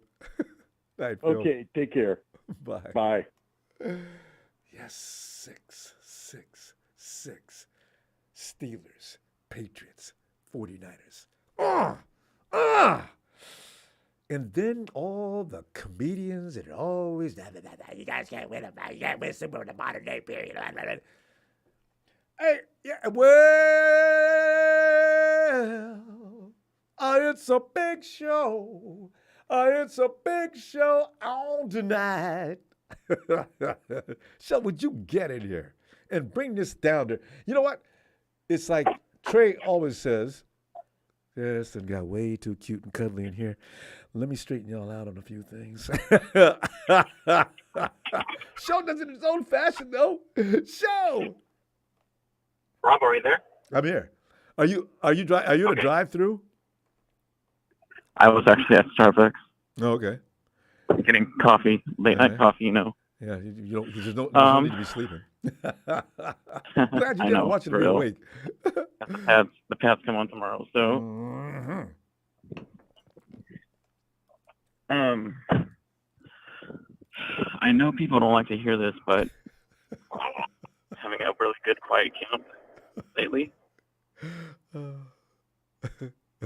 Wait, what is it that we don't like to hear? So, but what do you think about Aiyuk? And then go ahead and get into whatever it is you're going to get into. Well, we all know how this really goes. Every year, a player that is about to get a fat contract falls out, Goes off. That's true. and once they get paid, they unfortunately start to get lazy and fat, like e.g. Debo. Debo, he's classic example. Yes. So I'm not buying too much into this right now about Aiyuk because I have no doubt he's going to have a good season this year, but it depends on who's going to be the quarterback. And that brings me to my next point about the person who has been having a really quietly great camp, and people don't want to hear this, but it's Sam Darnold. And Matt Miyoko pointed this out, and he's absolutely right, that he was going to ball out and shine during 7-on-7 and 11-on-11s, and he's currently leading the number 2 position. And Matt got in for the trouble for backup that. role. Remember how he got attacked? Yeah, exactly. He said he was the most talented thrower of the football the 49ers have had in a long time. Ever. And He went that far. Sam's That's what got him in showcasing that right Yeah. Yeah, and Sam is showcasing that right now. And I would have no doubt Kyle has every right to change his mind on who the starting quarterback is to be. I would have no doubt that Sam Darnold might potentially become the starting quarterback this year, the way that he's looking, especially after today. 3 touchdowns, 8 for 10. Okay, let's wait till the yeah. pads come on. Oh yeah. Well, I'm not. Oh yeah, I'm not too worried about we that. can't because Sam overreact has yet. experience in that department, and he's also experienced in that department too. So I'm not too concerned about when the pads come on. So. Well, then there's. Because I don't feel comfortable going into the season with a quarterback who's got a 70% feeling great arm. So where'd you get that Just percentage let him from? let him sit for a while, please. Don't rush him back. Yeah. Because defenses, well, like I said, once they smell blood, Yeah, Sharks will do. It's in the water. Yeah. Attack! they will look for reasons to take you out, and that's all that's on JJ Watt's mind right now. How do I take him out? How do I take him out? How do I take him out? But that can be said about TJ Watt. every quarterback in the league is marked in that fashion, though. Well, not the way they just recently saw what happened to us last year in the NFC game. And so that's no doubt the Now, first so- thing on their mind. But you do know that he learned from that. Now that was unfortunately that was a teachable moment that killed us. But I guarantee you, Brock Purdy learns to step up in the pocket this year. There was a lot of things fundamentally that he needed to do that weren't done. Step up in the pocket. When you see the read, that ball should have been out at least a split second or so before he threw it. Even all that's been analyzed, and Brock's probably went over. They've went over with him a million times. So I don't know that we should expect to see the exact same Brock Purdy that we've seen last year. Now you see at least a little bit more seasoned, a little more moxie, a little more, okay, now I know what I did wrong, I can fix it. He's a sharp kid. So I don't know if we should actually think that it's going to come out there looking exactly the same as he did last year. And a lot of people are doing that. Well, keep in mind that every season doesn't always carry into next season. And keep in mind also that he's coming off a severe elbow injury on his throwing arm. And also keep in mind that he's only played 8 games. And he doesn't have a full season under his belt. Yeah. And of course a good 8 games, but nobody knew about him. Yeah. Let's be real. But after 4 weeks, couldn't you launch a defensive against a guy after you watched him? And I'm sure every DC we played against studied that film hard after 3 to 4 weeks. Now, by the time you get to the NFC Championship game, maybe the Eagles knew about him not stepping up in the pocket. They took our roster seriously. They didn't take our quarterback seriously. But see, that counts, doesn't it?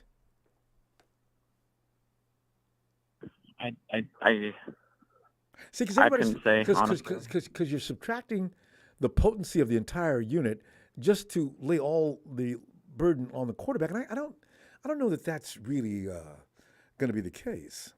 Ronbo, it's always the case with us because that's been the issue with us for the past 7 years that we can't get over the hump. But only because the quarterback can't stay on the field or he's hurt. There you go. Jimmy would have beat the Rams that year had he not had a hand and shoulder injury. Jimmy owns the Rams. That's the only way they were able to beat us that year. So, the Kowalski miss was a turning point as well. But you're right. We do need 3 quarterbacks. I will not argue that. I need 3 quarterbacks, please. And they all got to be efficient. True. Yeah. Efficient and accurate. And I don't know why people keep thinking about Justin Fields. That dude is the most inaccurate quarterback. Besides, he has major accuracy issues too. That's why we didn't select him. He's not very efficient. Well. Just go back and look at his play last year. He's great with his run. Don't get me wrong, but that's about it. God, one of the best I've ever seen. That's exactly why we didn't select him. Long runs. I mean, breaks the line of scrimmage at the 30-yard line and just trots into the end zone with people running as hard as they can to catch him. That is very frightening. He did that to us. Yeah. All right. Shout out to the TNT family. I'm so good to hear from Trez and Trey. Shout out to Donut and T. I would love for them to come in more. Football is back. Oh, yeah, that's right. All the Tonys. Bader. We need more Bader. We need more Rev.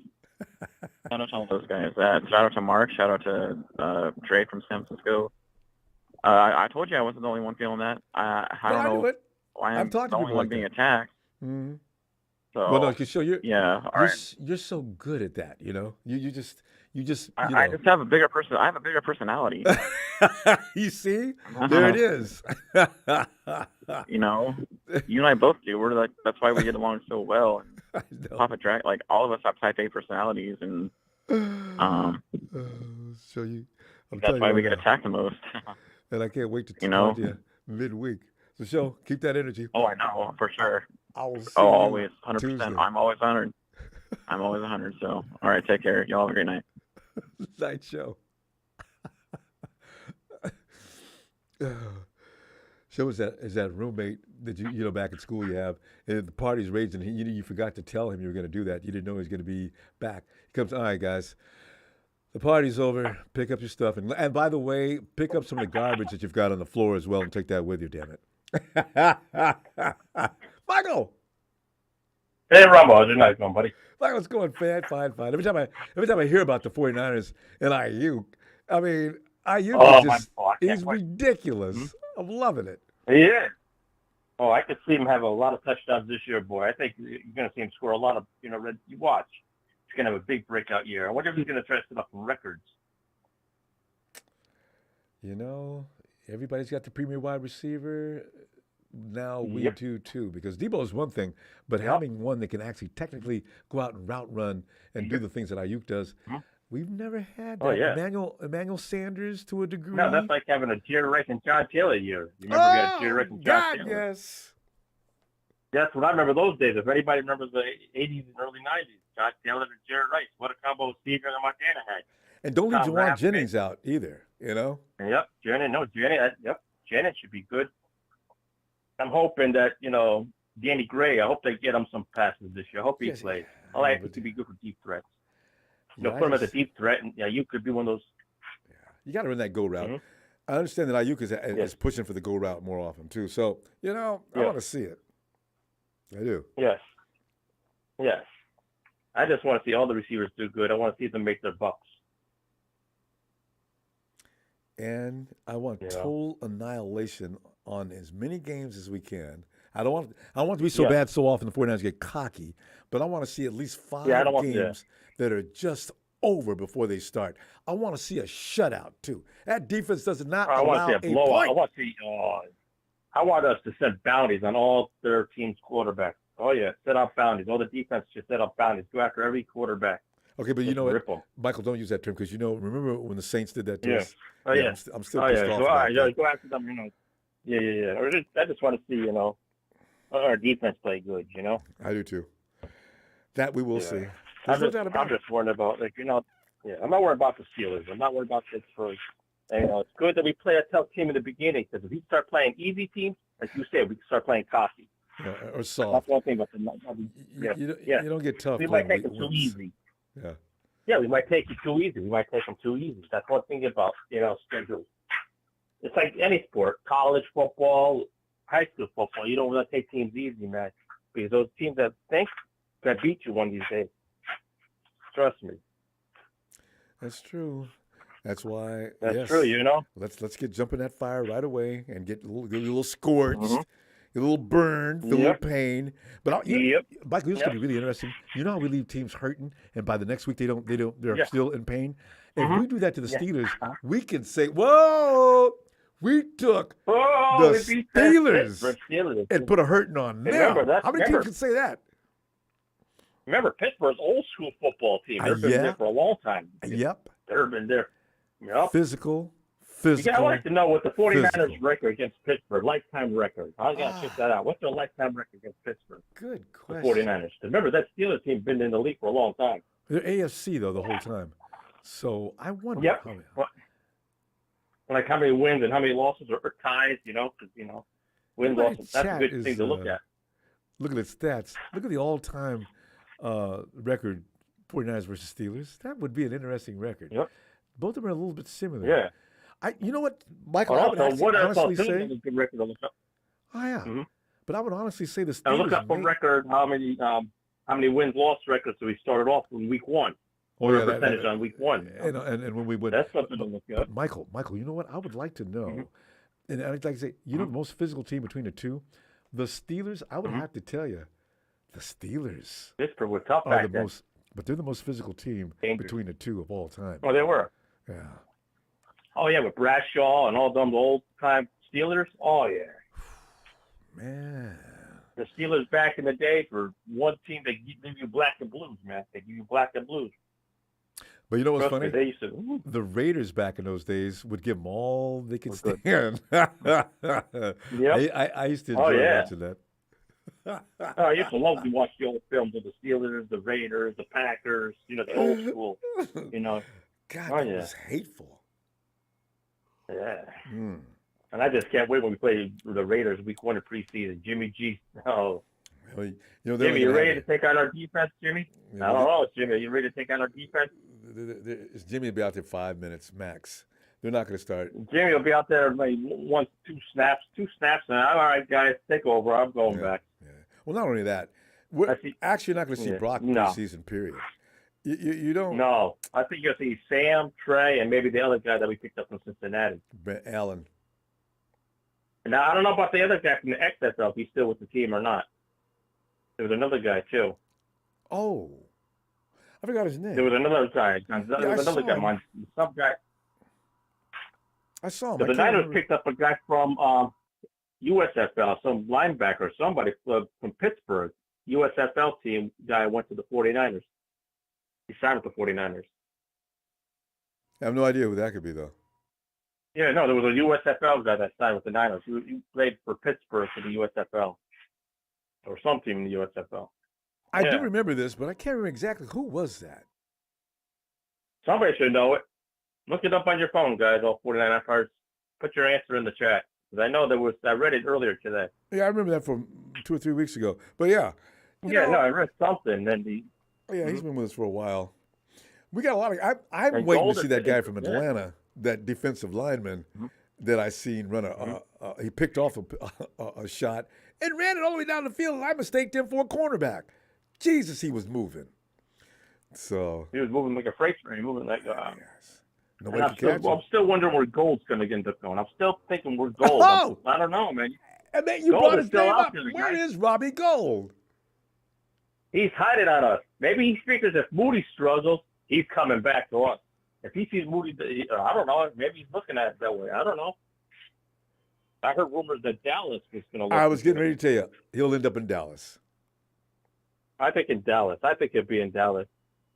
And I don't think Dallas will take first place. I predict the big Giants, the big blue. I think Giants might. Better watch out for the Giants, man. Okay, but you need. Don't take them. Don't take them easy, the Giants. Michael, but don't use your bias.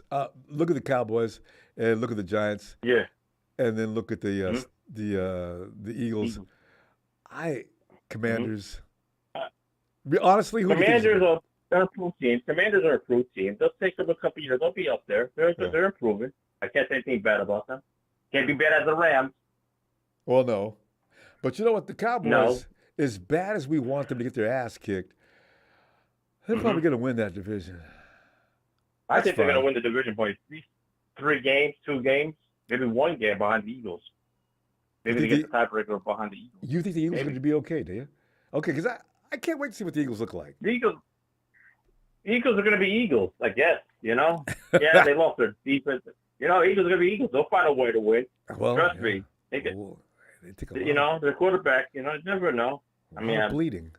I'm still afraid of them. Just, Oh, the coaches and you still respect them. The receivers. They lost a lot of coaches, I still respect the Eagles. No matter they beat us, I still respect them. I mean, there's a lot of Philadelphia fans where I live. There's a lot of Cowboys, Giants. Oh, yuck. Oh, yeah.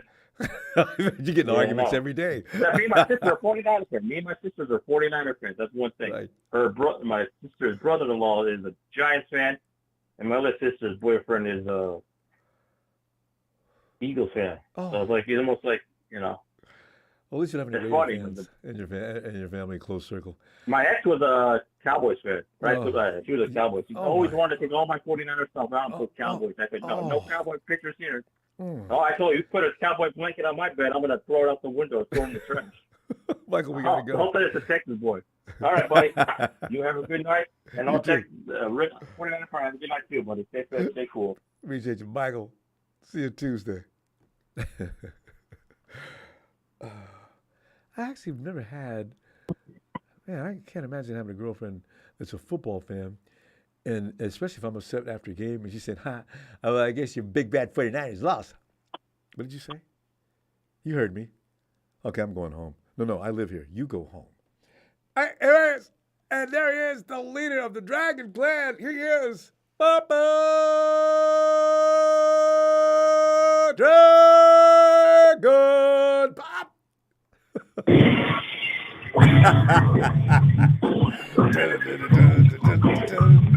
What?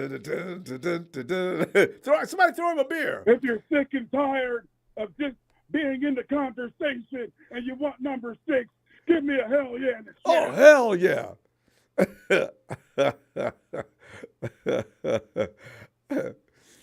I do like being in conversation, though, too.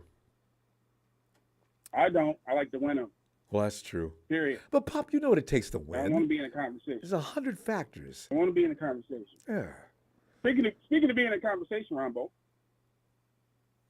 Yes. I just wanted to share something with you. Pop, are you in your car? Last time. Nope. Okay, your sound sounds a little suppressed. I'm sitting. No, that's my fault. I'm sitting right next to my machine cabinet. Okay.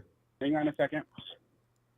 So Okay, it's getting louder already. All right, Pop. Lay it I'm on working us. on it. Okay. All right, so I'm looking at some stats of a quarterback here that relates to us. Okay. Okay, I want to go through this very, very quickly. All right. First year completion percentage, 47%, and the QB record was 4-6. Mm-hmm. Second year was 56%.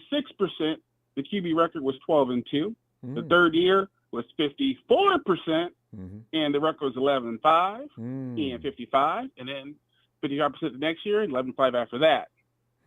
This particular quarterback, Ronbo, did not win a Super Bowl until his 15th and 16th year. This quarterback who bumped up his percentage of winning, or his QB percentage passing-wise, was John Elway. His coach was Mike Shanahan. Okay? Now, when Peyton Manning was a rookie, okay, the NFL hired a young man and his computer because he came up with a database and a way to actually capture statistics on the field. That young man was me, Ronbo. And in a particular time, Ronbo, I'm on the sideline training people how to use this software to keep track of football statistics, Ronbo. I love it. Look at you. I am walking around the field. I'm watching Peyton Manning play in practice. Back then, they had 2-a-days, 2 3-hour practices. Yep. During those practices, one practice, Peyton Manning threw the ball 34 times. The backup threw it 8 times. The third stringer threw it 5 times. And the fourth stringer, nothing. He was just there as a camp arm throwing on the sideline. When Peyton Manning got done with it, he was like, "Are you the guy with the statistical software and stuff like that?" I'm like, "Yeah, how you doing?" He goes, "Can you do me a favor? Can you keep track of, I'm going to do some more work over here with the receivers after practice." So after practice, he did more work in the red zone, doing all these crazy catches with his receivers, Marvin Harrison, etc. Okay? The point I'm trying to make is that in one particular practice, he threw the ball more than all the 49ers quarterbacks combined. Now, again, different day, different era, different rules. Now they get 90 minutes. They get half the time they had before, and technically, that's half the time per practice. Because I believe practices was like supposed to be 2 hours, and they always went 3 hours. And then some of the other guys will play or work longer. Now, today, you got 90-minute practices that Shanahan frequently cut short. He's trying to spread passes out amongst 4 ball players. And the player who he should be giving some snap to, the one he gave up 3 number 1 picks for, is not getting a whole lot of attention at all. And I have a theory. My theory is Shanahan absolutely cannot give Trey any kind of real attention, because if he does, and if Trey Lance is successful, it's not going to be because of Kyle Shanahan. It's going to be because of somebody else. Jalen echoed that same sentiment. Mm-hmm. Exactly. It's going to be because of somebody else. So Trey Lance is in a pseudo doghouse, in my opinion, right now.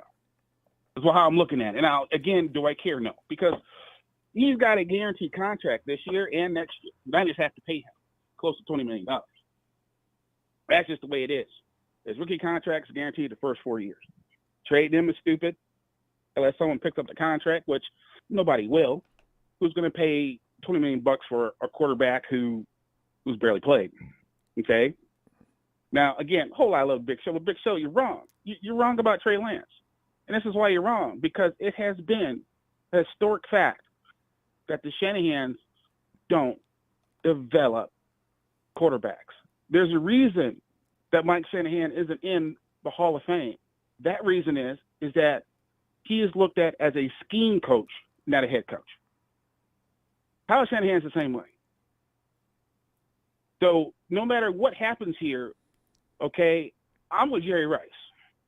This year, they better get it done. There's no excuses. But you're going to say, wait, What about the quarterback position? Jerry Rice doesn't even care who the quarterback is. He's the greatest receiver of all time, Ronbo. The greatest receiver of all time. Mm-hmm. Okay? Now, Peyton Manning, if I'm not mistaken, is in the Hall of Fame. He threw 28 interceptions in his first year. He set a record for that. Okay? So this is a prime example of really screwing the pooch on those picks. I'm not upset about Trey not working out. I'm not. And he still may, because Shanahan is weird and quirky and unpredictable. Okay? For all we know, Shanahan could be trying to protect Trey. Say, you know what? I know you're not ready. Now, I don't think Trey's ready. I don't think that because you go to a new quarterback coach in 40 days, you're a new quarterback. I don't believe that. And that's kind of popped up in some practices recently. But has it really? When you only throw the ball 5 or 6 times and you sit and watch for 20 minutes, how is that rhythm? How is that getting to any kind of a flow? Can you imagine if you're a football player, no matter what position you are, okay, you go in for 5 or 6 plays, you come out, and then you don't touch the field again another 20, 25 minutes. You're just trying to stay, warmed up and limber and stuff like that. That's a very difficult thing. Mm-hmm. That's a very difficult thing. You're not engaged in the action. So, yeah, you lose focus. You're not. I know. You're not. You lose focus. That's why I couldn't play outfielder. I'm sitting out there all day long. Baseball? A ball finally comes to me, hits me in the glove, like, oh, man, I dropped it because I was out there bored. Huh. So and all of a the sudden, reality is, spring into action. Yeah. Baseball's scary. Exactly. So 49er faithful, the empire is quite simple. If we're going to win a Super Bowl this year, it's not going to be as the 49ers of old because we don't have a quarterback that leads the way. It's going to be a defense. So it's going to be a Super Bowl like the Ravens or the 85 Bears, okay? Any one of these other teams that's had like a middle of the line or mediocre quarterback is going to have to do it. And that's because the defense leads the way. Right now, Bosa's holding out for quarterback money. He's looking to get the most guaranteed money, not just for defense, but for offense as well.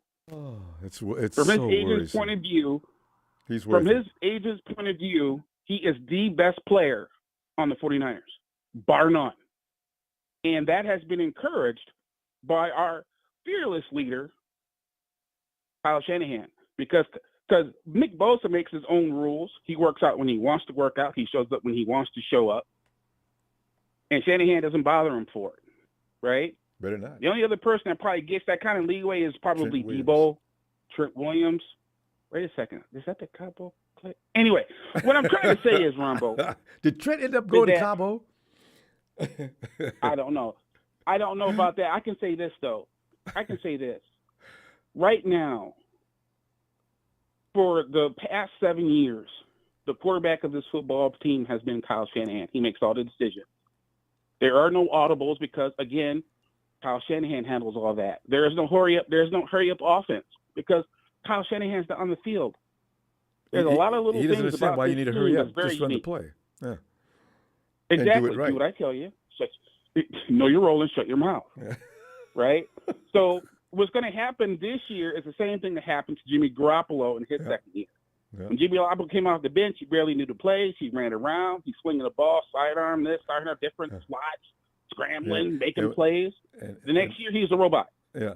I kept arguing with people about that. Jimmy's trying to learn Kyle's playbook. Why you think he doesn't know how to play within 3 months after the season ended? I don't think so. So, I mean, you think he didn't return his phone calls because he didn't like Kyle, or because Kyle is probably just a giant asshole? I've always wondered about that. Well, he's with Mike, so I guess he's happy now. Anyway, Bob, we gotta go. Do you believe, Ronbo? Do you believe we can do it? Oh, hell yes. Do you believe? I believe. Can we do it the 85 Bears way? Let me hold my hand up. Give me a Bible. I do you don't swear care, upon the Bible to you. As long as you believe. The whole truth and nothing but the truth. Because Jerry Rice believes, Ronbo. I do too. Jerry Rice believes, Ronbo. You believe, okay? Chill Phil believes anything. Teams. I do. Do you believe? I'm telling you. And I don't believe. I believe give me an affidavit. I'll sign it. Yeah. You can have the affidavit, Ronbo. I'm just being real here, Ronbo. I know you I'm just are. being real. Football games are one of the trenches, Ronbo, and our trenches on the offensive line suck. Pop, Keep that in mind. go. You've educated us, though, Pop. Please. You are brilliant, and I had no idea you were the man that engineered that software to do that. I'm honored just to even have a conversation with you. Well, that's why I retired when I was 47, Ronbo. There you go. Look at him, boy. It got Bam and Boom running around the house, getting ready to be geniuses as well, and great athletes. Yeah, I know. Pop, tell you what. Had some money, got myself a nice young honey. It's all good. But how about that insurance company you had me laughing to the floor? Gotta go, Pop. Let me see you midweek, okay? Yes, sir. Thanks, Pop. And Johnny Robinson says Niners are pimp slapping the entire NFL this season. Johnny, you and me, I'm telling you, the 49ers are not going to be weak or wimpy. You got to look around the other teams and see what they look like in order to get a gauge of how good a chance the 49ers have. It'll make you feel better. Hey, Brian. Thanks, Johnny. Brian Law. 49ers red and gold. I'm rooting for them Niners till I'm dead and cold. And you're right. Screaming all the way from the Mid-South because the law says know your role and shut your mouth. Brian, and with that said, I'm going to ask everybody else between now and the end of this program, do you believe the 49ers are going to get it done this year? Since Pop asked me that question, I told him 5 times, yes, I believe. I believe. You believe? Ronbo, I believe, barring injuries. Well, see, that's the case every year. If we can, yeah, but with the roster that this stacked like it is right now, Ronbo, I say I think we can get it done. I think we're gonna get it done. Because you remember a while back, Ronbo, I told you about our window. The window's only gonna stay open, stay long. So right now it's cracked. It's cracked. There's a little small gap in it. Mm-hmm. And if we don't hit pay dirt, I'm gonna say within the next 2 years. Yeah. Then pretty soon, these big contracts, they're gonna catch up with us, and because most of it, they a little light on it. They a little light on the front end, but on the back end, you gotta pay them 48. You owe them 48 acres and a mule. And if not to mention the age factor. Yeah. So yeah. Yeah. You look at Fred. You look at GK, Fred, Debo, and to an extent. George Kittle. Well, see, that's why you got to replenish those strong positions, right? They got some tight ends this year.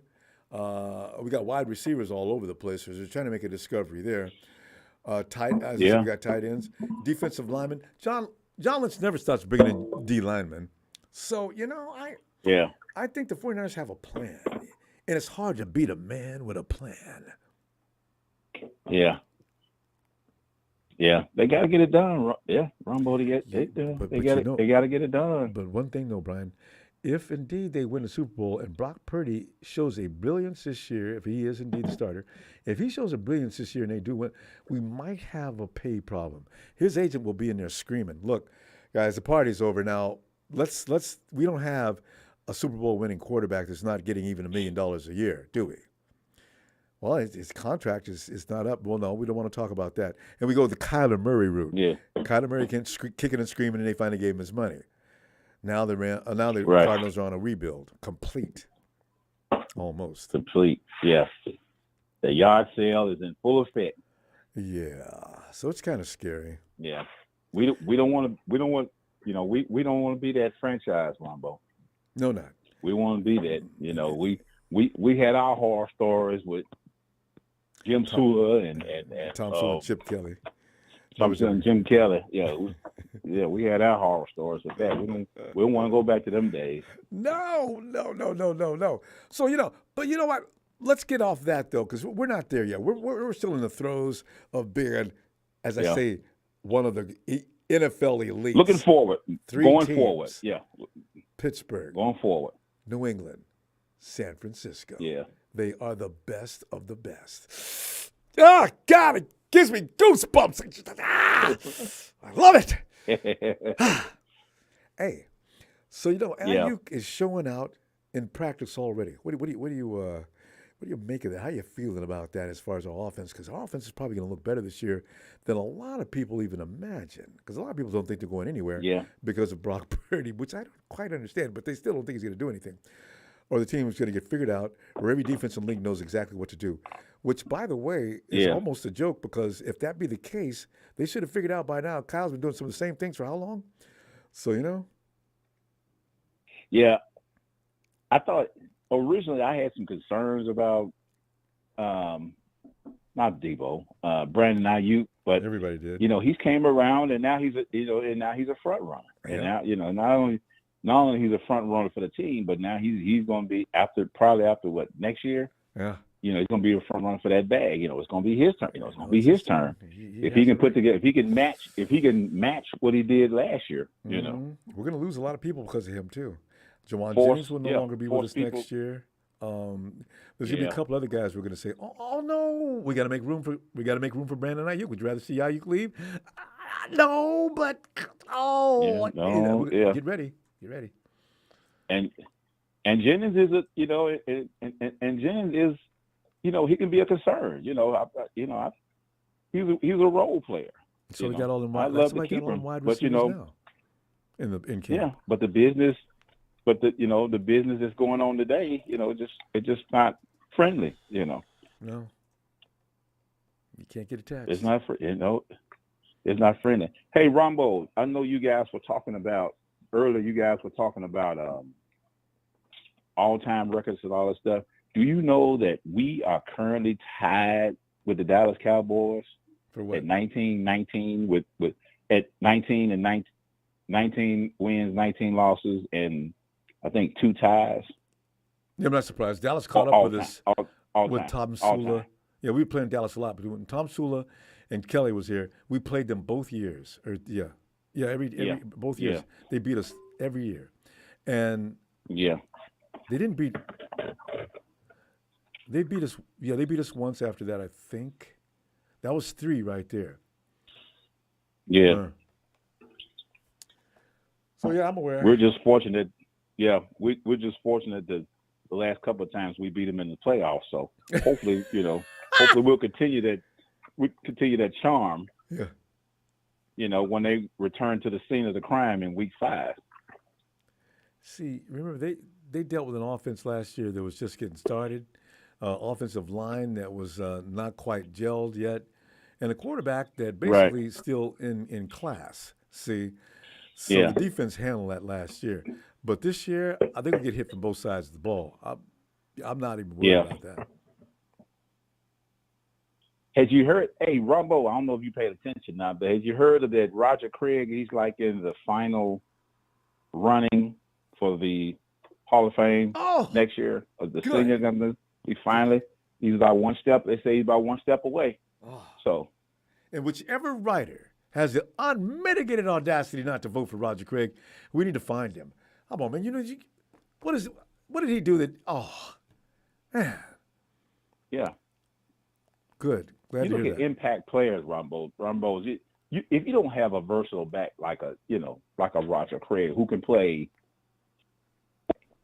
like and tailback, both positions, and to be the first thousand guy. He's the first. That's it. How can you not? We don't even have a stat like that it's Hall of Fame. or standard without Roger Craig doing it. Hall of Fame all the way. Should have been first ballot. My God, why'd they make him wait this long? I can't believe we ran the clock. Brian, we just be having too good a time.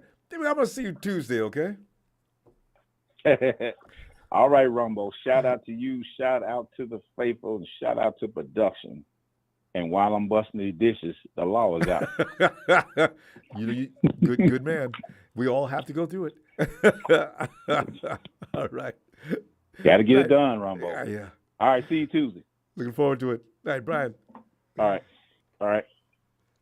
And Bethel. Let's see, Bethel. Brian's washing dishes. Bethel must be cleaning out the closet. Since we all get caught. See, this is what I think about being home. Almost. Bethel. Nah, cooking some food. All right. Yeah. Well, most of us are domesticated to a degree. You know, unless you're like 18, 19, or 20, you know, you get out running around. Yeah, you got to do things at home, you know, like those shelves you were asked to fix 2 weeks tacos. ago. Oh, yes. Well, hey, what are you putting inside? Is that beef, pork, chicken? Beef. All right. Just make sure it's not ground beef. I got to have cuts of beef, all right? Yeah. Every time I went to get a taco, and as soon as I seen a hamburger, oh, no. Not that. But thank you. Go to the next place where they're chopping up the meat. But anyway, Bethel, before we get too far, because I can get crazy talking food. Yeah. You know, Aiyuk is looking like he's about to be a Pro Bowler. Now, you add that with Debo, George Kittle, and also that man who likes to set the spark, C-Mac C. Did I mention our Pro Bowl fullback? You know, you could go on and on about the 49ers. Yeah. This is why I'm saying people are worried about things that I don't really understand why they want to worry about those things. You could be the worst quarterback in football right now and still be really difficult to deal with. You've got too many options out there for that quarterback. He's not having to struggle to find targets or anything like that. Hell, they're all over the damn field. So that's what I'm saying. You know, a lot of people don't understand this game as much as well as they should. Not that I'm trying to say that I do. Yeah. But this is just ABC. Yeah, like Deion Sanders said, as long as you do your job, you will do okay. Especially as this long as team. you do your job. Yep. Yeah. I mean, I'm looking at four Yeah, and then options plus- every time the ball is snapped. Every time the ball is snapped, I got 4 options, and they're all very talented. Why would I have a huge trouble? There's no reason for that. Yeah. None. Yeah, as long as the quarterback does not panic and he does his job, everything will be good. Does And Brock look like a panic if- guy to you? See, that's the thing. I don't know. No. People look at Brock Purdy, and they seem to have forgot what he looked like during the season, you know? Yeah, and plus practice should not matter because if I remember correctly, didn't Jimmy G threw 5 interceptions in one practice and people were They went crazy. scared and They yeah, went and then crazy. we went to the Super Bowl that year. I mean, you know, it's been said a million times. Listen, Yeah. practice is what you do that for. You want to get that out of your Yeah. system. You're going to try new things. You're going to try risky things. You're going to try things you better not Yeah. try in a game. So, beat writers, 5 interceptions. Well, you know what, guys? Have you played football before? This is practice. This is what we do. So, you know, he got a lot of credit for that. No, and then especially, you know, if you're playing one of the best defense in the NFL, Yes. you're gonna try stuff that you were not trying in a real game You better to not. see if you could pull it off. Yeah. If you could pull it off, then you know you can make that throw. If you know that you can't, Now then you you're gonna know. practice, make yourself better. Yeah. Now you I mean, know. And Bethel, remember Okay. who we had in the secondary? You had Richard Sherman, number 1, who was just at the edge of the end of his prime. You got like a couple other guys that Sherman's out there educating. So, you know, you throw the ball if you want to, but, you know, you could get beat up, and people do get beat up. But this is what practice is all about. And that's why we just got carried away with that, you know.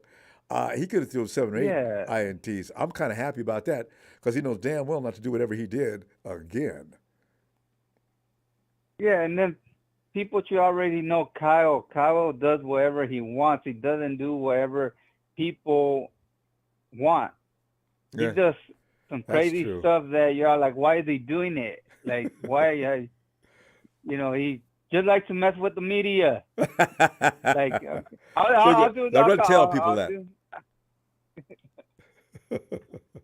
Yeah, he just has him.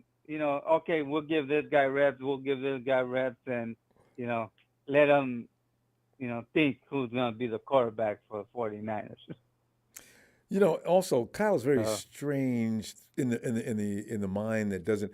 Remember earlier tonight, Dre called in and said Kyle, the couple of guys got hurt. He ran the same plays over and over. This has been documented for a long time.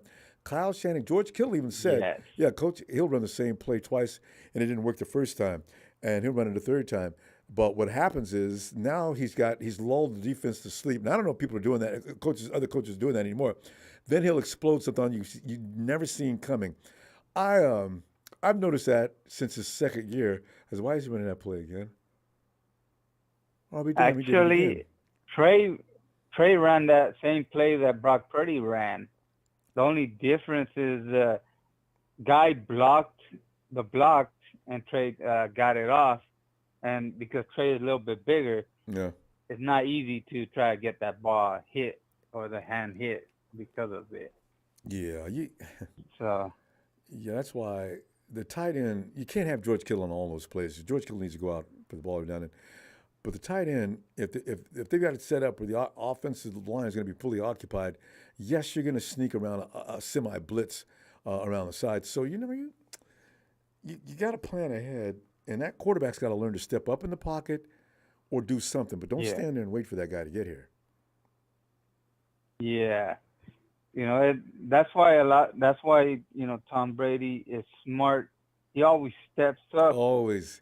And when you take it away from him, he always lets go of the ball before get rid of that rock. Yes.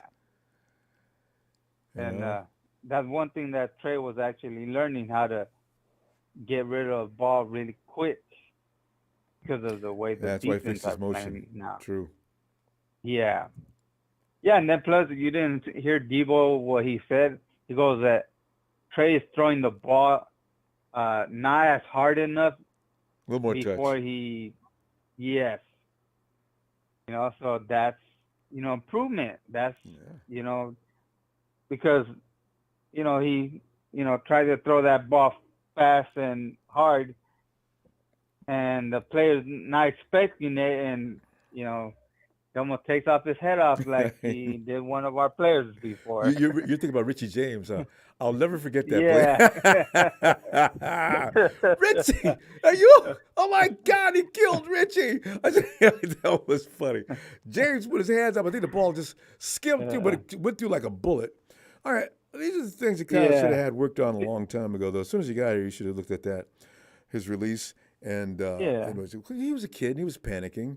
To some degree, so and if I remember, correctly, didn't Coach actually played Joe Montana and Steve Young in a game also? Yeah. So he was trying to figure out who was going to be. Even the smart people do it too. So. Yeah, no, nothing wrong with it. You got to figure out. Let them decide who's going to be the guy. Yeah. So, I'm not, worrying about it right now. As long as, he doesn't do it on a real game when you actually need your quarterback to do something, that's fine. If he does it 100 interceptions in a practice, then that's fine. He'll learn from that. Exactly. Or, That's a good point. I would be more afraid if the quarterback never made any mistakes in practice, because when he does make them, it's going to finally happen, no matter who the quarterback is. It's going to be at exactly the wrong time. I need to see that now so I can make a correction. So, and if I remember right, Justin Fields actually, I think his last game, I'm not sure if I remember right, he was running all over the place. He actually had a touchdown, but he couldn't make it because he was so tired of running. You don't want your quarterback like that. I never heard about this. Yeah. I was watching that game. I was like, what the hell? Justin Fields is running all over the place, but he got tired. Yeah, those as receivers got some training to do too. Come back to your quarterback, guys. Yeah. We got to go though, fam. I'll be back Tuesday. Bethel, I haven't heard from you in a little bit. Let's get together again. All right, Rumble. Yeah, I started working. I'm working a lot of hours, so right. It's kind of, money's always fun. Getting tired. Yeah. Don't try to throw a football then. Yeah. All right, hit the like and let's go Niners. There you go. Pleasure talking to you. Always. Bethel, talk to you later, okay? All right. Here goes. And here comes the Rams and Hawks, Cardinals' best friend. We call him Jalen. Hey, Jalen. Oh, man. Jalen.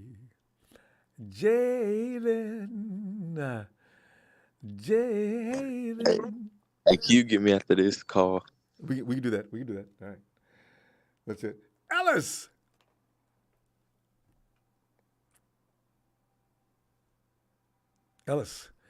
Aiyuk is on fire. Aiyuk is on. Oh, there's a 40-yard reception. And Aiyuk went straight up, and the defender actually was in position to make the play, and Aiyuk took it away from him, and he's picked up a 40-yard gain. The 49ers are within field goal range. Ellis. Yeah. Ellis. Yeah. We're sitting up here laying praises on the boy that just lit camp up so far and has been the whole time. And starting tomorrow, putting the pads on ain't going to make no difference. Aiyuk. Man, see, that's why I ain't worried. I would worry about, even if Aiyuk wasn't ready to play. You know what I'm saying, Ellis? This team's got some depth that's just silly. Defense, well, I feel sorry for teams got to play against that defense. Oh, and now you got an offense too? Oh! Right, Ellis, let me stop. I'm making myself crazy. It's your call. Ellis, let you have this. Go ahead. Yeah, man. I mean, it's cliche. It's cliche, contract season. Guys ball out, go crazy. George Kittle, Debo Samuel. Be dedicated all the time. Come on, guys. Fred Warner, Brandon Aiyuk, they all went crazy. Right. But however, it's we'll take it. Yeah, I mean, we'll take it as long as it's applied. Long as it's applied to this, this 2023 17-game season and a 17-plus game season. Yep. We'll take it.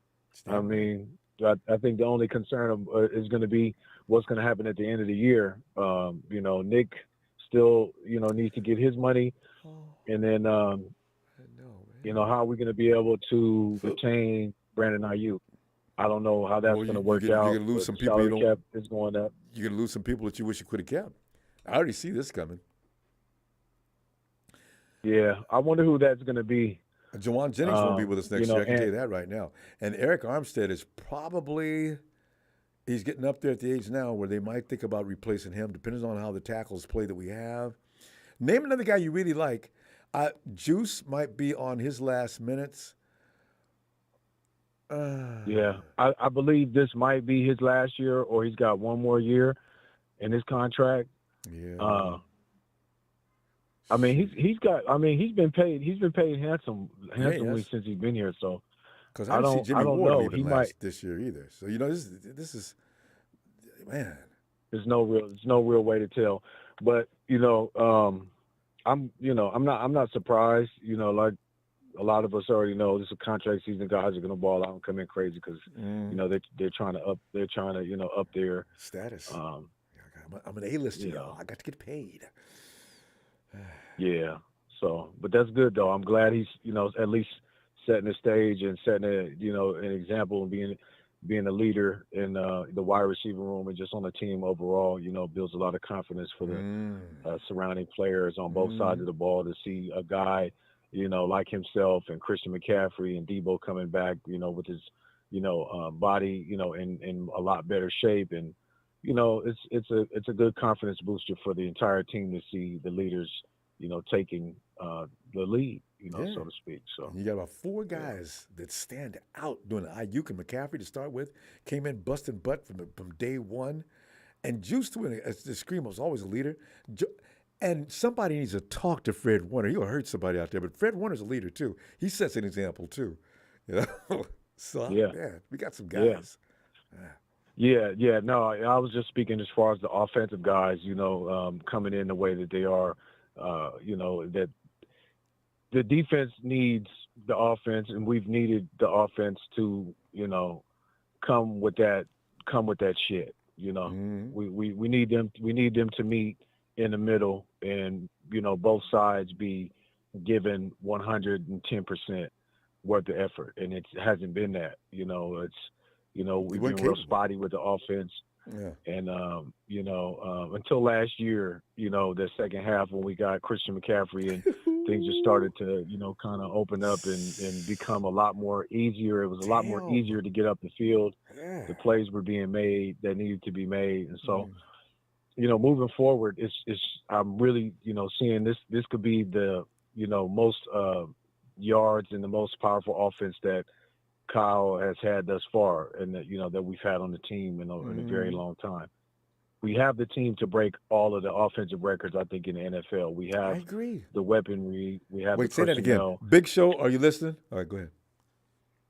Yeah, we got the weapon. We got the weaponry to break the offensive yardage and even touchdown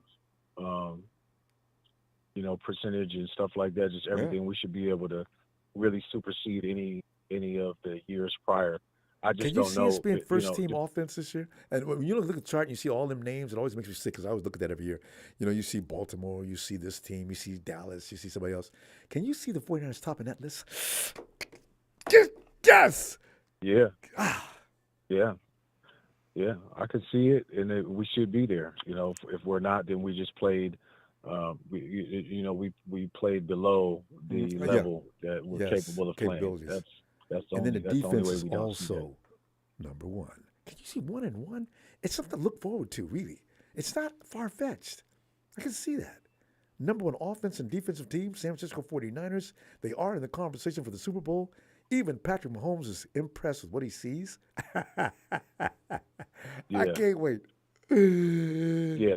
The defensive line, I think, as I said, with the depth and stuff like that, that's the only thing defensively that I'm looking like. The secondary, I'm not feeling, the least bit concerned about. The defensive line depth, not our starters, but the depth and our rotational guys and stuff.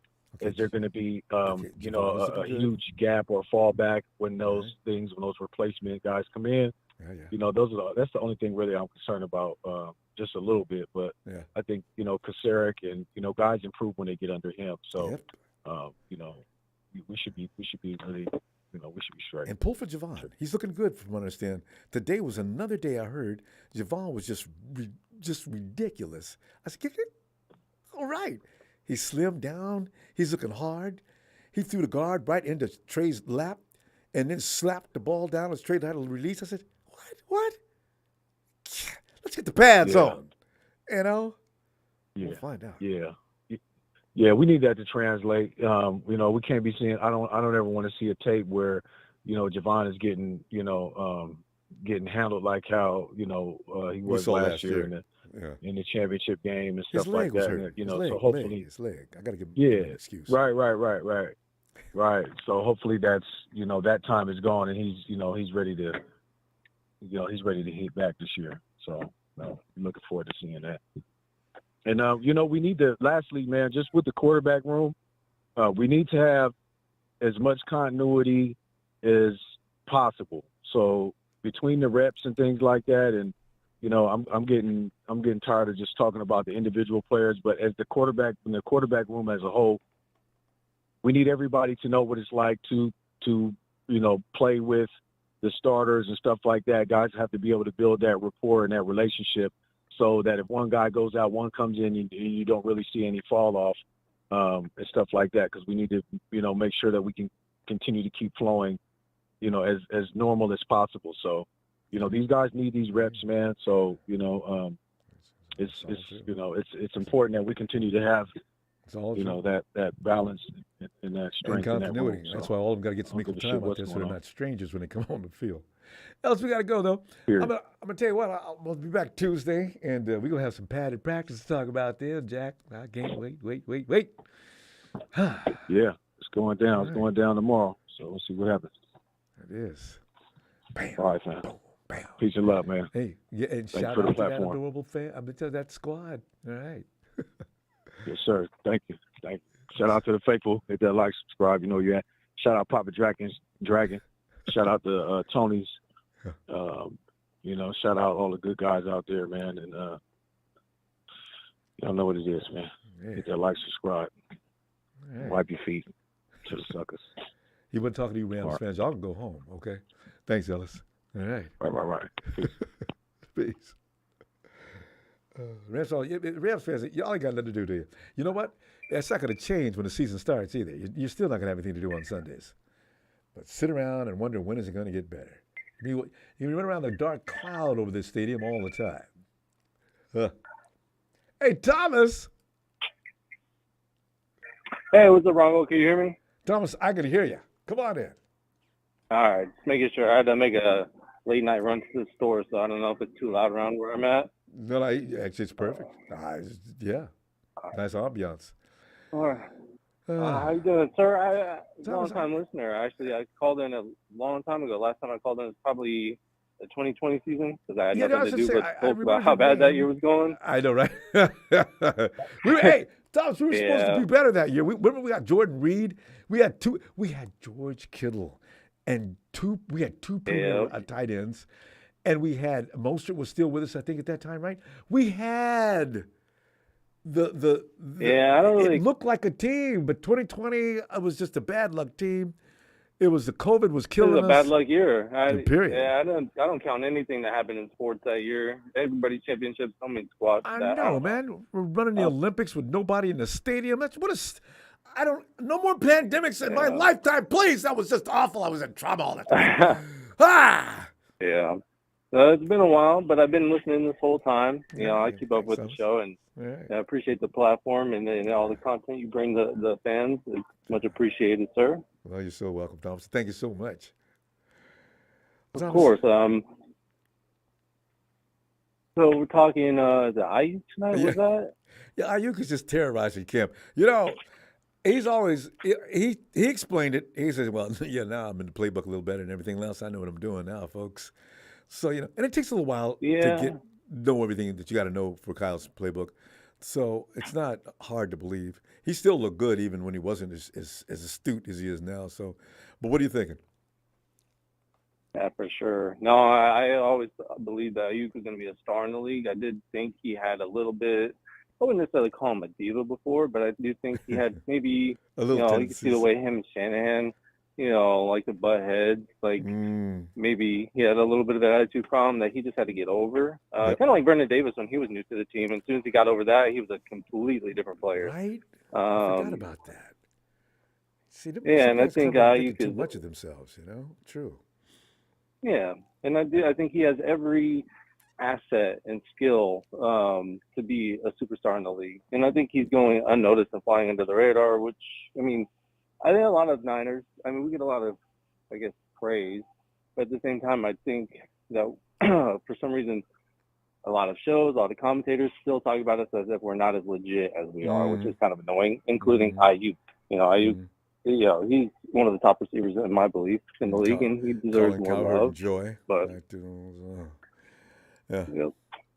But something I want to touch on is it's probably an annoying topic everybody else touches on is the quarterback situation with the team. But since I don't call him very often, I figured I'd touch on it real quick. Cut loose. But I don't know what's with fans. Do they have amnesia? Did they forget what they saw last season? Like, why is everybody being so pessimistic? I understand, some of us have a reason to be pessimistic because we've gotten so close year after year after year, and it's like, okay, when is it finally going to be our year? Yep. And I think Kyle Shanahan is our Achilles heel. He is the reason why we can't get over that hump. And after last season, I was just like, I'm done with Shanahan. Like, how many chances does he need? Fire him, bring in Sean Payton. Anybody will get this job done with the roster that we have. Why can't he do it? And I think he is our Achilles heel that's holding us back. But it's like everybody forgot what Brock Purdy did. And I think it was a caller earlier tonight, Anderson, who just, and a couple other people too, not to, call anybody out, but like in a negative way. But, the fact that they don't quite believe in Purdy, and I know we haven't seen a full season out of the kid, but what he did was special when he was there. 2-3 weeks, you could call that luck. But 8 weeks in a row, that's not luck. The kid is special.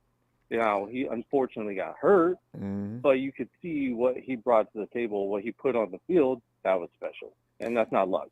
No. 8 weeks in a row and in the playoffs. And then that happened. Thomas, can you remember some of the quarterbacks from the last year's draft? Who was the last year's draft? Yeah, who was the first round pick as far as quarterbacks go last year?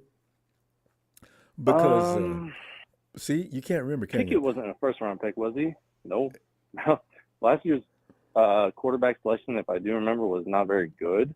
See, that's what I'm trying to see. That's where I was going. Do you know that Brock Purdy may have been the best quarterback of the draft last year? Now that Absolutely. was a very strange thing to say, but it last kid picked is probably the best quarterback in the class. Yeah, not even last year. He's exceeded some of the performances by first round rookies many years ago. No, Jamie Bryce is this past season. Just the other day, or last couple of months ago. No, Bryce is a different. Yeah, last year. Oh, this year. No, this year. Oh, yeah, no, I can't name you any I'm talking about last year. No, I saw somebody say Bryce Young. No, Bryce was just a few months ago. Brock was last year. Yeah. Brock was 2022 draft. Yeah, right. Because Bryce hasn't played in NFL. I can't remember any quarterbacks from that season. Yeah, I don't remember being a very deep year. This is a thing. So yeah. Yeah, but it's surprising to me to hear some of the fans say, "Oh, I don't believe in Brock," or "I don't think he's the guy." And it's like he didn't give you 2 to 3 weeks of good football. He gave you 8 weeks in a row. But Thomas, you know what? Playoffs. Think about it for a minute, though. How unbelievable was that? When's the last time a quarterback drafted in less than the first round even did that? And I know people are going to say it was Kyle Shanahan and everything else and all the weapons he had, but still, a lot of kids panic in that position. That's why I'm going to go ahead and give him the nod. That's hard to do. Yeah, he's not, doesn't have the biggest arm, but he's cool under pressure. He's extremely intelligent, picks up on things quick, and he stays calm. One of the things I noticed about Trey is I noticed he wasn't quite ready when he got his shot, but even when he was dropping back into the pocket, he looked panicked, like he just couldn't get the ball out of his hands quick enough. It's scary. Purdy was always calm. Always cool, which is amazing to me because and that is scary. Yeah, and I know Big Show calls in about every show, and he brings a lot of great content, and he's got a lot of people on his side, and he's got a lot of people on jumping on his back too for a lot of content he brings. But I'll say he's fun. That chill pill is kind of right. He does need to chill out sometimes because like I said, what Purdy did was special. And he did not only win 8 games in a row, he did it in the playoffs too. And when he became our starting quarterback, we became the highest scoring offense, not in the NFC, in the league. So that's special. That's saying something. Now, gotta recognize that. You gotta acknowledge that. That's what I'm saying. Yeah. I don't know. And Big Show's like, yeah, it's good, but he didn't turn Super Saiyan, so I don't know if he's that good. Like, shut up, dude. Come on, give the kid a chance. It's the Big Show, But Thomas, we're running out of time. Give the kid a chance. Big Show's going to have to. And I tell you, by week 4, week 5, Big Show's going to get on the wagon and be a nicer person. Watch, see. I'm telling you right now. And I can't wait till the end of the season. Yeah, but Purdy will have his troubles, but we got to be patient and stick with the kid. All right, let's give it some time. Everybody's going to have some hurdles to jump over. Absolutely. All right. Thomas, great to hear from you since faith. 2019. And, good to hear from you. Good to hear from you too, sir. And I just want to shout out to Papa Dragon. I always love the content he brings. And I love something special. I didn't know what he did. You? I love the jab that he has to throw at Chill Pill and make me crack up every time. He loves it. And I think all the Tonys got to be my favorite callers. There you go. No offense to anybody not named Tony, but it was hilarious too. Thomas, don't make me wait. We'll be back Tuesday, and hopefully we'll see all you. Right, Ronbo. Don't go 2 years. All right, 3. I'm on. I'll be back this year. All right, take care, good. sir. You too. Night, Thomas. Good night. Big show. Here it comes. The NFC's favorite Cardinals, dude. y'all irrelevant. Yep. Rams, y'all some bums. Mm. Rombo, damn it, the Seahawks haven't won a ring in 10 years and counting. I know that can't be fun. Oh, I can't wait. Rams will be joining them pretty soon. Oh boy. Marketing pro. How you doing tonight, Rombo? How y'all doing? Chat. Fabulous. I got a wide receiver now that I can call legit. What were you saying, Rombo? I got a wide receiver now. I can compare. You know the Cowboys. Brandon? We got C.D. Lamb over in Minnesota. We got Justin Jefferson. You know, out on the East Coast, Buffalo, we got Stephon Diggs. What can we say? You know, so I'm yeah. I mean, we could say we got George Kittle. Yeah, but he's a tight end. Yeah, but I mean, the Chiefs can say they got Travis Kelce? Hell, you're right. You're right. But they always got a wide receiver that usually shows out too until they got rid of Tyreek Hill, which I'll never understand. Yeah. But still. Rombo, did you hear about Frank Gore being hired as a football advisor for the 49ers? I did. I posted it up and I forgot. Ladies came after me. Excuse me, but until I hear about the domestic charges being excused, don't talk to me about no Frank Gore. I said, you know what, Daphne? You know, I forgot about that. I've not heard anything about that since. I don't know if the charges been dismissed. I said, I already posted it now. Whoa, he beating women? You didn't know? Yeah, he got. No, I didn't know. It was kind of quiet. Oh man! But Frank, somebody had to drive out to the house. But you know, the 49ers are zero tolerance when it comes to that, Rombo. Bruce Miller knocked out an old man, and he's been sitting in the dark drinking beer ever since. Yeah, I know, right? Yeah. What's that cornerback? He got caught up in that. Good cornerback for with Chip Kelly. Actually, spent 1 year with Harbaugh. Was it Rashard Robinson? No, Rashard just got sorry all of a sudden. He played okay. It wasn't Tremaine Brock. Yes, it wasn't Brock. Tremaine got Brock? in trouble. It was Brock? Yeah, Tremaine got a domestic violence charge. Hey, Tremaine was good. Yeah, he was. Damn good.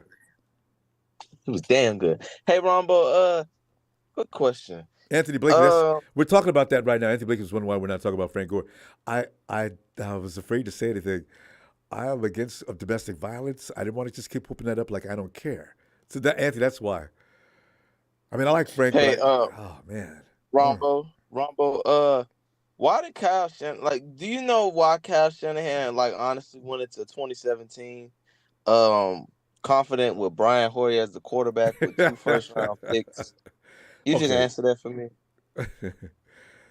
You know, I can answer that by saying he just came in because he was waiting for his boy over in Minnesota, Kirk Cousins. He was just bringing. Can I ask you another thing about that, Rombo? To install the program. If the Redskins at the time they were the Redskins, the Redskins didn't want Kirk Cousins back. I mean, why the hell should we? Were they in the bidding to get him back? How confident was Kyle Shanahan that Kirk was going to even come to us? Well, I think Kyle would have talked him into it, but Washington wasn't having nothing to do with that. I mean, it was Snyder. Snyder was like, he'll get him out of my cold, dead hands. He hates the Shanahans. So we weren't going to get him. I knew that when Kyle was they were first talking about it. How you going to get him? They ain't letting Kirk Cousins come to San Francisco. Rombo, I mean, the quarterback, we're going, this is 7? Year 7 for Kyle? Yeah. Yeah, the quarterback position should not still be a point of, this should not still be a problem. Yeah. You know, it shouldn't still be every offseason a quarterback question. Yeah, it shouldn't. This should have been resolved back in year 3, 4. 2018 and 19 at the most. Yeah, this should have been. I mean, but I don't really know how Kyle has to make sure a quarterback can get through an entire season. But there's no way to do that though, Jalen. 2 years in a row. Yes, it is, Rombo. You think so? see it all the time. I mean, look at Patrick Mahomes. Look at Aaron Rodgers. These guys play 2 seasons straight. Okay, but Josh We got haven't seen hurt a last quarterback. year. Lamar Jackson leaves every year. You look over in Arizona, they damn near killed him. Over in Los Angeles, Stafford had to be picked up with a spoon and thrown into a glass when they took him off the field. It's something that really it's going to strike somewhere all the time. You look at Jeff Burrow. What's his? Yeah, Burrow over in Cincinnati. Joe Burrow. Joe Calf. He was healthy the last 2 seasons. Yeah, and the one season he was healthy, he went to Super Bowl. It's some guys just they can't stay out of the way of injury. Yeah. Man. Ronbo, I hope Purdy can stay healthy because the quarterback position, I don't want him going to year 8 and we still trying to Talking decide about the quarterbacks. Like, there's no reason for that. There's no reason for that. Like that, I can't even think of a team who's still worried about the quarterback position this late into it. And some teams should be worried about it, though. But that's something. But you see all these teams, they getting their quarterback out of the way now. Bro, Ronbo, everybody follows the old 49ers game plan, Ronbo. Everybody says it all the time. You go out, you draft you a Joe Montana, and you get him a Jerry Rice. So why the hell didn't Kyle Shanahan do that? I think everybody wants to do that. That's easier But said Ron, than that's done. what everybody did. That's what the Eagles did. They went out, they got an elite number 1 to go with Jalen Hurts, and look at what happened. The same thing with Buffalo. They got Stephon Diggs. Everybody who has a young quarterback, they're going to go get them an elite number 1 wide receiver. And look at the progression that happens every time. Mm-hmm. Well, you might see that this year, though, Jalen. I know Brandon. I've heard some things about him in practice, Rombo. He getting in people's face. He's crazy. Throwing folks out. Yeah. Rombo. I didn't know Brandon was like that. I thought Debo. I guess Debo isn't vocal. Debo's an OW. That's an offensive weapon. He can give you more than one thing. But no, I'm talking about in terms of like how they act. I thought Debo would be more of a vocal person than Brandon because just the type of style that Debo plays. I thought he'd be more in your face, but Brandon talking. He talked. Him and Fred, between him and Fred, Rombo, I love hearing Fred Warner mic'd up. Mic'd up. Boy. Yeah, that'd be hilarious. I want to hear Brandon mic'd up a game, Rombo. He's got to be. McCaffrey be too quiet. We got to pick out a list of guys who want to see him here mic'd up. Yeah, Brandon. I want to see Brandon. We can't see Bosa. That one Atlanta Falcons game, Rombo, that almost put me to sleep. I want to hear Brandon. Bosa was quiet. Yeah, I want to hear Dre Greenlaw. Oh, we got to go though, fam. To tell NFC West. God, I would have loved to hear Robbie. I would have loved to hear Robbie go mic'd up, Rumble. But at the end of the day, we still the kings of the West. Kyle and Nee need a 2-year rest. G&D and Rudy can keep on crying because the 49ers are going to always be the best. Yes. But let's not forget, y'all. Nick Mullins beat the Raiders on national TV.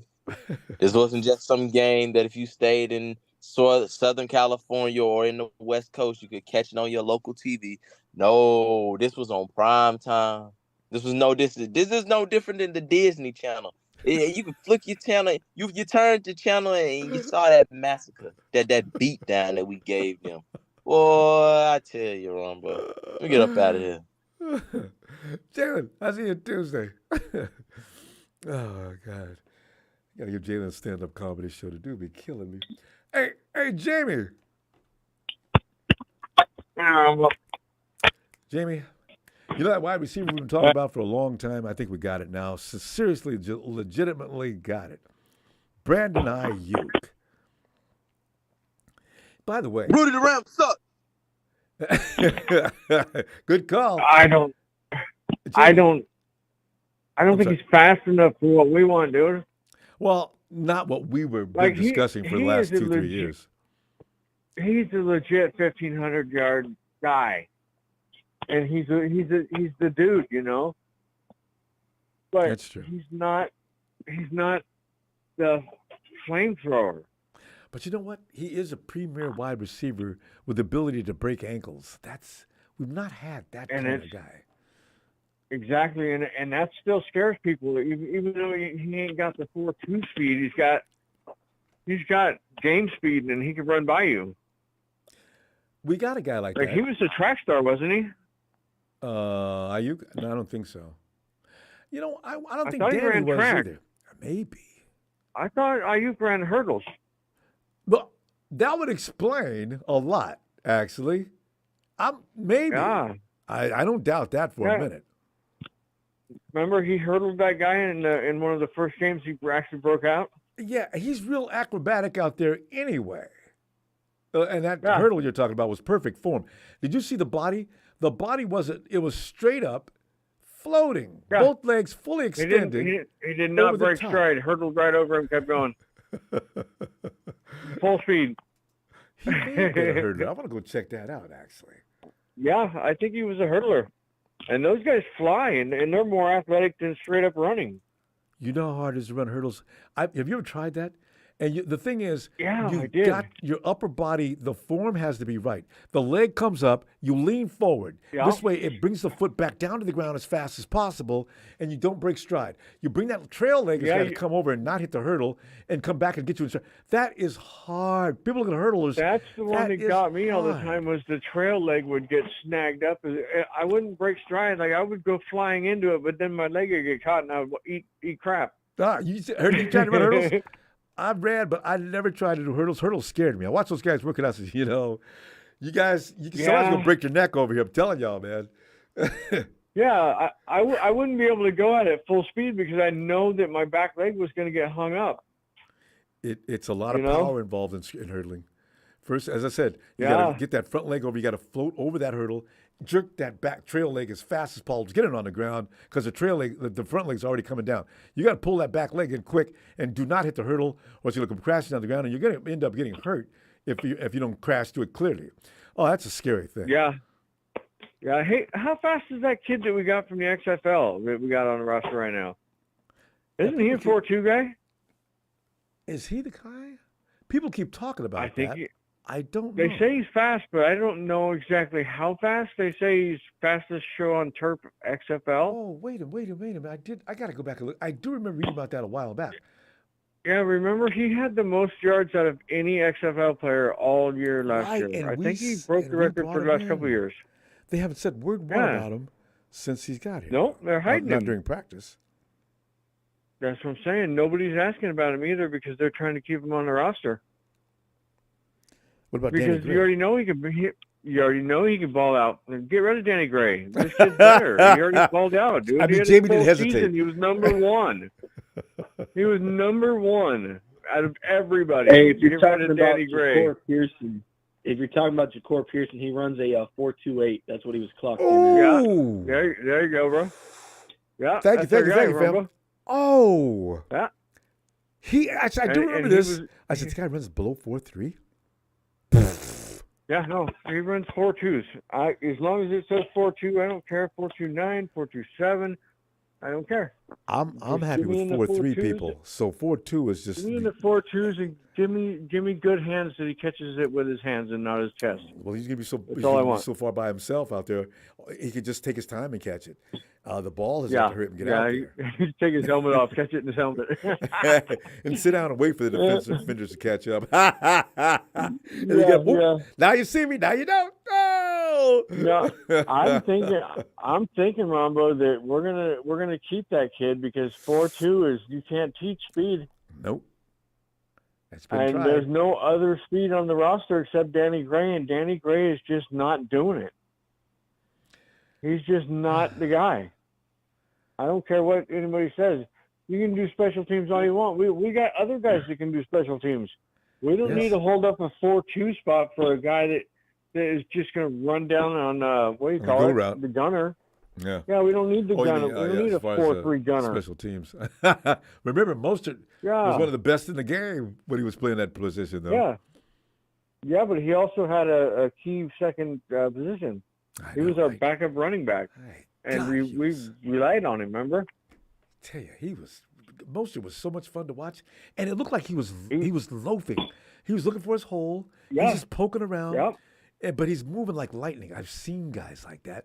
I've ran Yeah, against no, guys he like moves. that in track and field. They're not working He hard. It's a moves in natural thing in for a them. smooth, in a smooth, silky, and then he explodes.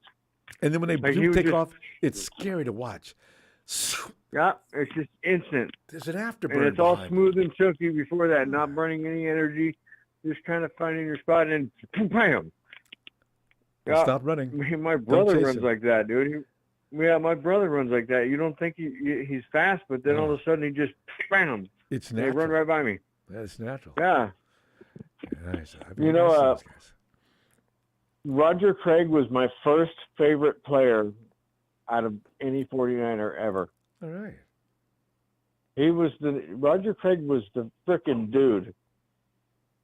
If you watched the 49er game back then and you didn't like Roger Craig, there was something wrong with you. There's something. Yeah, I agree. He was And especially- he was in on everything. And especially those eyes as he was coming through that line. Yeah. Roger's Yeah, and eyes he would just would open up this Yeah, they wide. were- This is the whites of his eyes. Yeah. And He'd the see knees. everything, and he would lift his knees all the way up to his chin and just stomp on people as you're going over the top of them. Remember that? He would just cleat everybody. Because if you went, there's nothing worse than guys who run like that. Because if you don't time your hit, you're gonna get kneed and hard. Because those guys are pumping. Yeah, you're gonna get kneed. You're gonna get cleated. If you're on the ground, you're roadkill. He's How's he stomping not those in the Hall metal of cleats Fame? in. God. But hey, you heard the He's news about him though. hilarious. He's in the conversation getting Hall now though. So next time should be the Yeah, charm. no, he definitely needs to be in there because he broke the glass ceiling on the running backs for the catching the ball. 1,000, first guy. Yeah, 1,000. He was a key part of our winning those 3 Super Bowls before we got Rice and everything going. You know, That's the way it is. because Jamie, that we're was gonna go. before Rice was Rice. I know, right? Yeah, He was still And just a then little after seedling that- out in that deep water. Yeah, and he would make some plays, but after that, he's like, "Hey, this is how we do it here." So then Rice was like, "I'm the boss. Watch this." Hey, Jamie, you know what? People don't know. Jerry Rice did not start from week 1 being a stud. Jerry had bad hands to start No. with. So, Yeah. it's work. Yeah, he struggled Anyway. for a little while. Like I never heard his name at all until later on. Tell you what, fam. I think it was after our 3rd Super Bowl. Oh. But yeah, Jerry was well, when are you gonna be back on, remember? Tuesday. Yeah, we got me thinking Tuesday. about when did Jerry Rice start the Jerry Rice show? Anyway, but I'll see you Tuesday, Jamie. All right. Okay, I'll try to get in earlier. Hey, no problem. I'll be looking for you too. All right. All right, man. See Night, you then, Jamie. remember? Cheers. Night night. Hey, Jeff.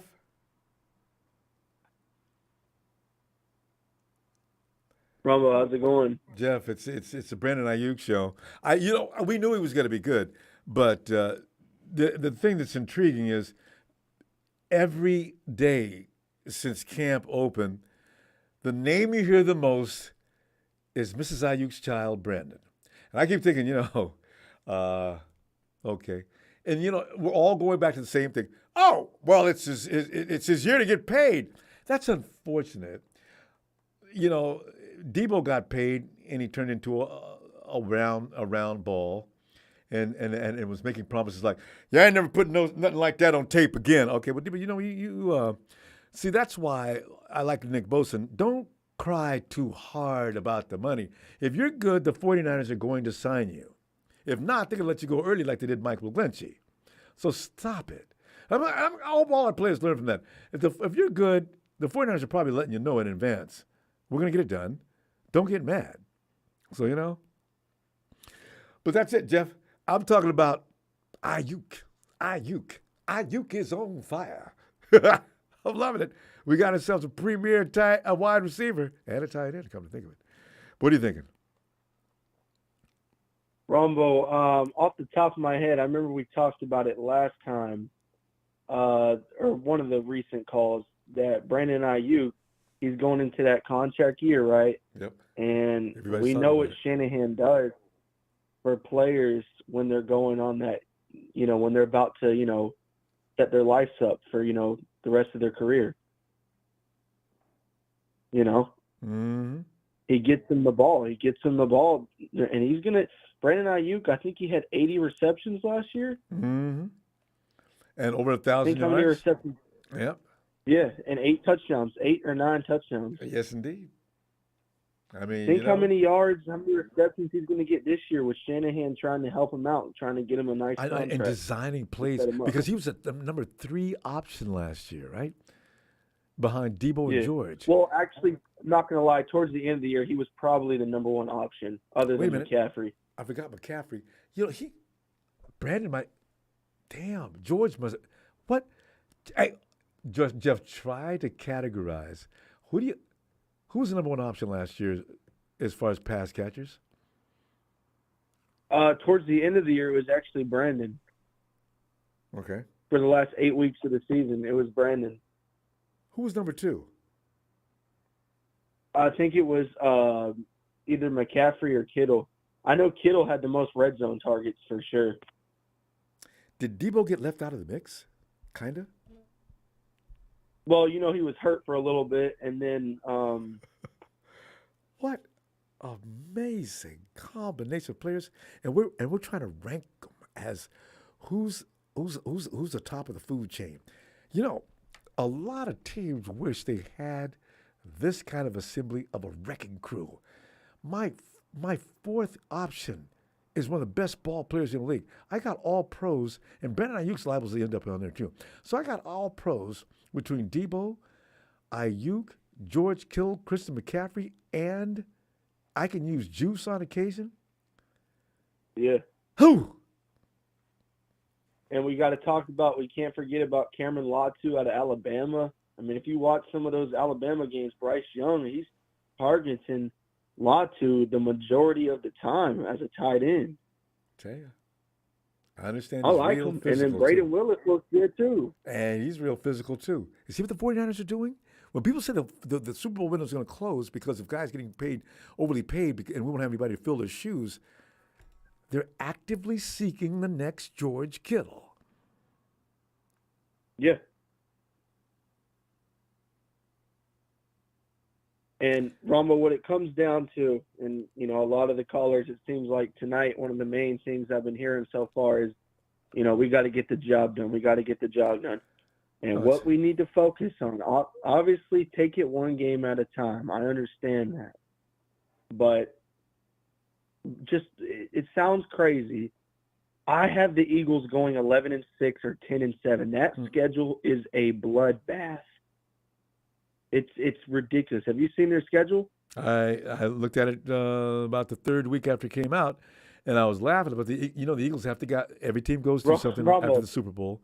They're going to be in trouble. Ronbo, so in mid-season when Rodgers is finally getting into his form, learning his new system, his new plays, they play the Jets in New York and Aaron Rodgers. The game before that, they play the Miami Dolphins. And then they have a 6-game stretch where they play the Cowboys, the Chiefs, the Bills, us, the Cowboys again, and the Seahawks. You know what? Are you kidding me? This is one of the reasons why it's not a lag for Super Bowl teams. It's the schedule's always just brutal. There's no rest in that schedule. They went from having the easiest schedule in the league last year. They didn't play anybody to now probably the hardest schedule I've ever seen in my life. They deserve it. You know? They really do. And then on top of that, I don't care if, there's a schedule break at the beginning, which there's not. I mean, the Patriots, they play them week 1. The Patriots could get revenge on them for what they did to them in the Super Bowl a couple years ago. So they lost their offensive coordinator and their defensive coordinator. There is no way they start up right back to their season form week 1 with losing both of their coordinators. Their whole team's going to be different. There's only a few people offering that argument, Jeff. And I keep sitting there watching and wondering, what are you talking about? They've lost a lot. They're not going to come back better than they were last year. Will the Eagles be better this year than last year? They lost 4 starters.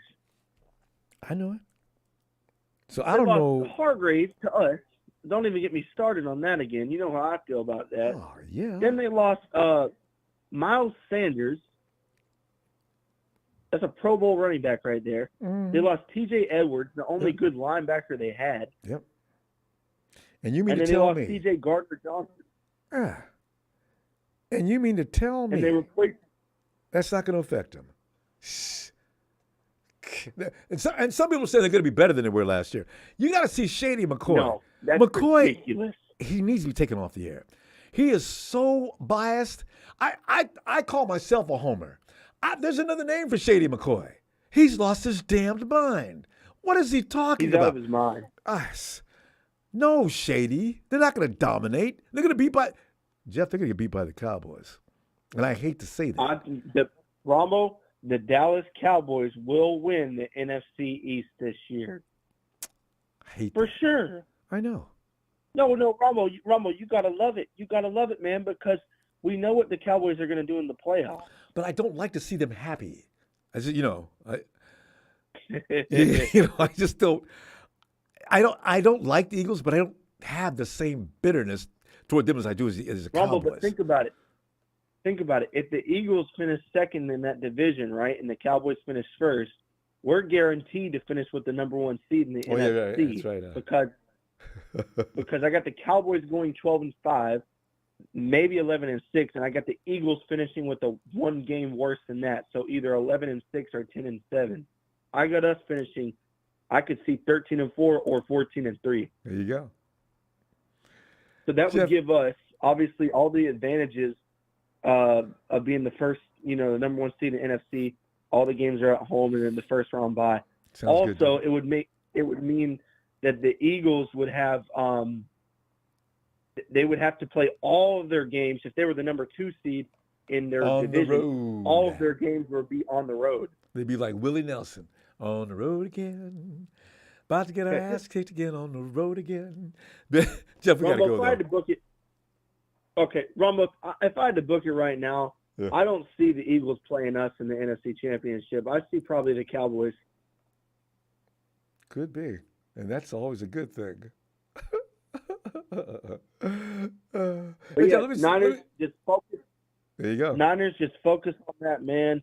Just remember that the Eagles are not going to get that number one seed this year, and if we can just go do what we did last year, 13-4, I don't think there's a team in the NFC that can go 13-4 other than us. So just get that, and that gives you the number one seed in the NFC, and that gives you a huge advantage to go to that Super Bowl, man. Huge. Yes. Oh. So come on, guys. Prep for it. Just expect it. We gotta go, Jeff. Let me see it Tuesday. Hey. And it starts in Pittsburgh with you, Hargrave, and Bosa. Let me get a Niners shout out for Hargrave if you don't mind, Ronbo, because it starts with him, the man.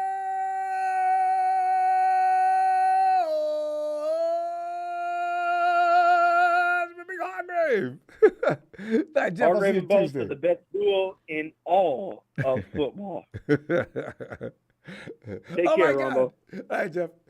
Since I've been sitting here ragging on the Cowboys, here comes Austin. I like Austin as a Cowboy fan. I do like, actually. Austin, what brings you to town?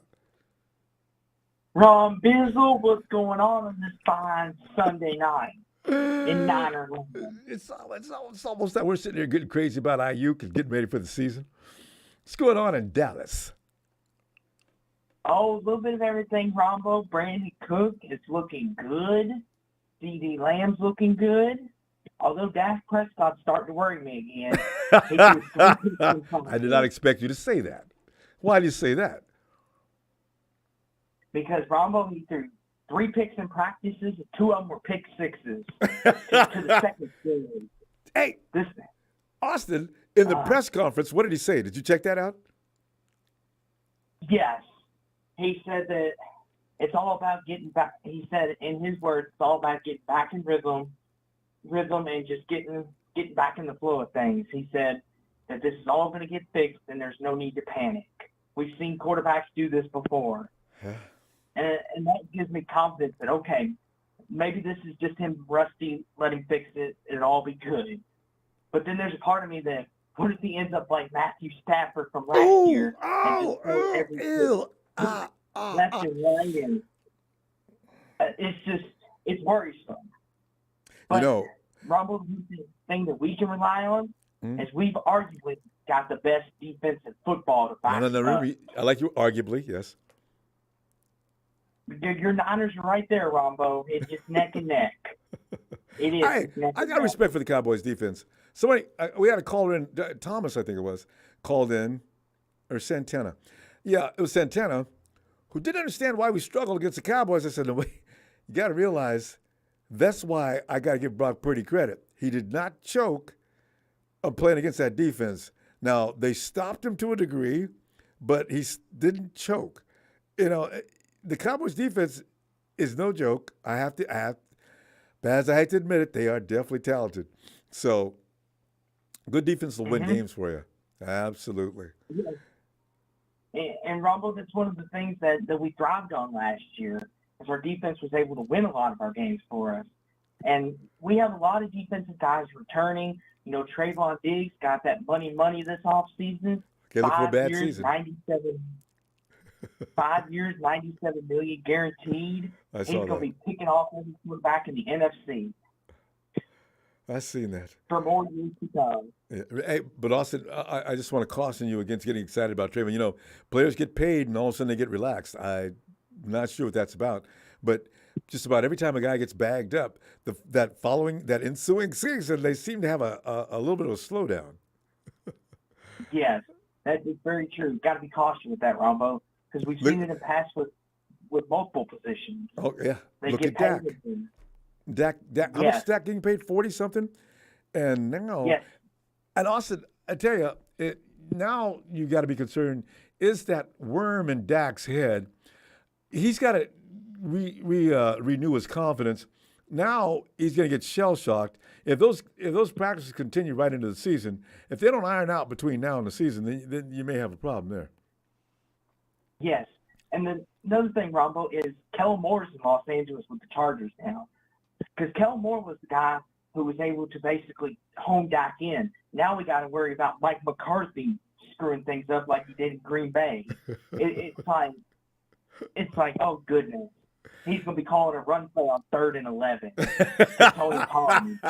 Oh, good Lord. I can't laugh. Shanahan's done that before, and I'm not sure what he was doing that for. I think he was thinking just in case he breaks it, but I'm going to go ahead and concede this and give it to the ball back to him. Hey, as long as Jerry Jones is picking these people out, Austin, try to think since Jimmy Johnson that you've had a coach that you really were happy to have. It's been a while. I mean, Jason Garrett did fine, but it was like he wasn't in. Mike McCarthy did fine. We just haven't had one since then, like you said. Honestly, though, like it's funny. Mike McCarthy, you got go ahead, man. How many games did you win last year? 2 years in a row, you were double-digit wins. We won 12 games 2 years in a row. So I'm not sure if blaming Mike McCarthy, you're similar luck to us as far as the NFC-CG. I mean, I know that Mike McCarthy gets a bad rap because of he said his offense and his style's outdated. But when you go back-to-back double-digit wins, your style's still in style. I mean, so as far as I'm concerned, he's safe for another year or two. Some Cowboys fans were ready to get rid of him after the game we had against you 2 years ago when Dak ran the ball and they said, what was he thinking? Which I say, Bob was on Dak because Dak didn't realize the clock. That has nothing to do with McCarthy. Like, Dak should have been like, okay, let's throw this thing to the end zone. Why are we running? It's one of those things where everything's got to be lined up right in the playoffs. It's always something weird, but it's going to be an interesting season. The Eagles they're not nearly as potent. I don't care what anybody says. They're not nearly as potent this year as they were last year. People are trying to say they're better than last year. Oh, please. Why would you even say that? I mean, no, they're not. Yeah, Ronbo, the East is up for anybody to win because the Giants, they've got running back issues out there, and they just paid Daniel Jones handsome money. Yeah. I don't know if he's the answer. The Commanders, they've got new owners coming in. Is Sam Howell the guy there? We know their defense is good, but is their offense going to be good enough? Then you got us over here. Can we win without Kellen Moore? Can Dak stop throwing picks? Can we be the Cowboys of old and win more than one playoff game? It's all very interesting, Rombo. It is. It Now, really like is. you in your division, it's just you and the Seahawks. And the Seahawks got loaded again. They're coming, Rombo. Do you think so? Jackson, the Jigba, and Witherspoon. Oh, boy. They're trying to come take your crown in a hurry. Although I got a lot of respect for Kello, but I'm not going to be afraid of him. Austin, always fun. I tell you, I'll be back Tuesday if you got time to talk some more ball. I'll be looking for you. All right. You too, Rombo. Go Cowboys, and I'm out for the night. Night, Austin. You know, Tony, Atlanta Tony. He's part of the Tony Coalition. Everybody loves all the Tonys. Tony, come on in. Been having fun in the chat tonight, man. You say what? I've been having fun in the chat tonight. Had some interesting conversations. Met an Atlanta Falcons fan here. He's gone. I forgot his name. I thought I saw that. Ran Texas boy out an hour and a half ago. Pissed him off again. Why does he always come and get ran out? I mean, why didn't he stand his ground, Texas boy? Man up. If you're going to come in talking trash, you know. He got personal with me, and I thought it was just so funny. No, that's usually when people can't do anything else. They start taking personal shots. That means the mind is weak. They just can't. They can't fight using stats or any other examples. They start taking personal shots. As you can always tell the guy just not that bright. Yeah, when he got personal, I said, "Oh, I got him now," and I just kept on with talking football. So, but Ronbo, I've been watching NFL Network a little bit yesterday, and all this. Right now, I'm watching Aaron Rodgers talking at their training camp, sitting there with the microphone. But Ronbo, they had a segment with the Rams at their training camp with Ernest Jones, the one, you know how like Aaron Donald on the defensive line, Ernest Jones, the linebacker, and then I told you about the strong safety, Jordan Fuller. Those are the only three returning starters on the defense. Where they had Ernest Jones mic'd up, he was hyping his team. I think they pay those guys. And listen, no matter what your real mindset is, you promote us out there, okay? If you get on anybody on this team, you guys get promoted. You guys on the mic on time with any networks or anything like that, you let them know how much you love being a Los Angeles Ram. Oh my goodness! You saw about funny though. You heard about the running back that just retired the other day. Sony Michel, yeah. They said it had something to do with post-concussion, Ronbo. They said it was like concussion. Oh, okay. Head trauma. So he better quit. You know what? Game if that's the problem. Exactly. And if you're not going for a Super Bowl, why risk getting hurt? And if you're in the Rams I guess uniform. Cam Akers is content now. You remember how they wouldn't let him out? Now I guess they've been making him a lot of promises. You're gonna be the man. You're gonna do this. You're gonna do that. We'll see. Speaking of running backs, Jonathan Taylor is a report. This thing with running backs, pretty soon they have people walking around with T-shirts. Running backs' lives matter too. Because there's just a thing going on up and down the league with just disrespecting running backs. I understand how it's structured up, but my God. I got something to tell you about that, though, Ronbo. Watch out. There's not many teams that need running backs. I went through the whole league. Dallas could use them. Washington could definitely use them. Washington. Buffalo could use them. If I say maybe Miami, but that would upset Mostert and Wilson. That would upset them. So I just put a maybe by them. The Chargers, if they want to get Austin Eckler and this last team, Ronbo, don't be surprised if the Kansas City Chiefs trade Isaiah Pacheco and who's that other top guy they got? Isaiah Pacheco and Clyde Edwards-Helaire, the guy from LSU. Don't be surprised because he's been getting hurt, a second-round pick. Don't be surprised if they trade they two top running backs with Jonathan Taylor because they still got McKinnon. Remember McKinnon used to be with you guys? Yeah. Jet. Don't be surprised if Kansas City sneaky. Yeah, but here's the thing. Colts are considering putting Taylor on a non-football injury after a back injury from his own workouts. So they're starting to mess with him. You can always tell when they're starting to mess with the player. They come up with injuries. You know what happened, right? Yesterday, and they even showed, like I said, I've been watching NFL Network live at the different camps. They went live to Indy's training camp. They showed the trailer. They said Jonathan Taylor's in this trailer right now meeting with Jim Irsay. So after that meeting is when all this happened. Yeah, all of a sudden we put him in the NFI. And, you know, Irsay's a drunk anyway. He probably said something to piss him off, Ronbo. Because Jonathan Taylor ain't never a maker. Never. Model citizen. I know. And the guy just carried the club for 2 years that I know of. Yes. And Dalvin he had like Cook, 800 plus yards last year. He got hurt for the first time and he got ever hurt. last year. 800 yards, hurt. Yeah. Dalvin Cook to the Dolphins?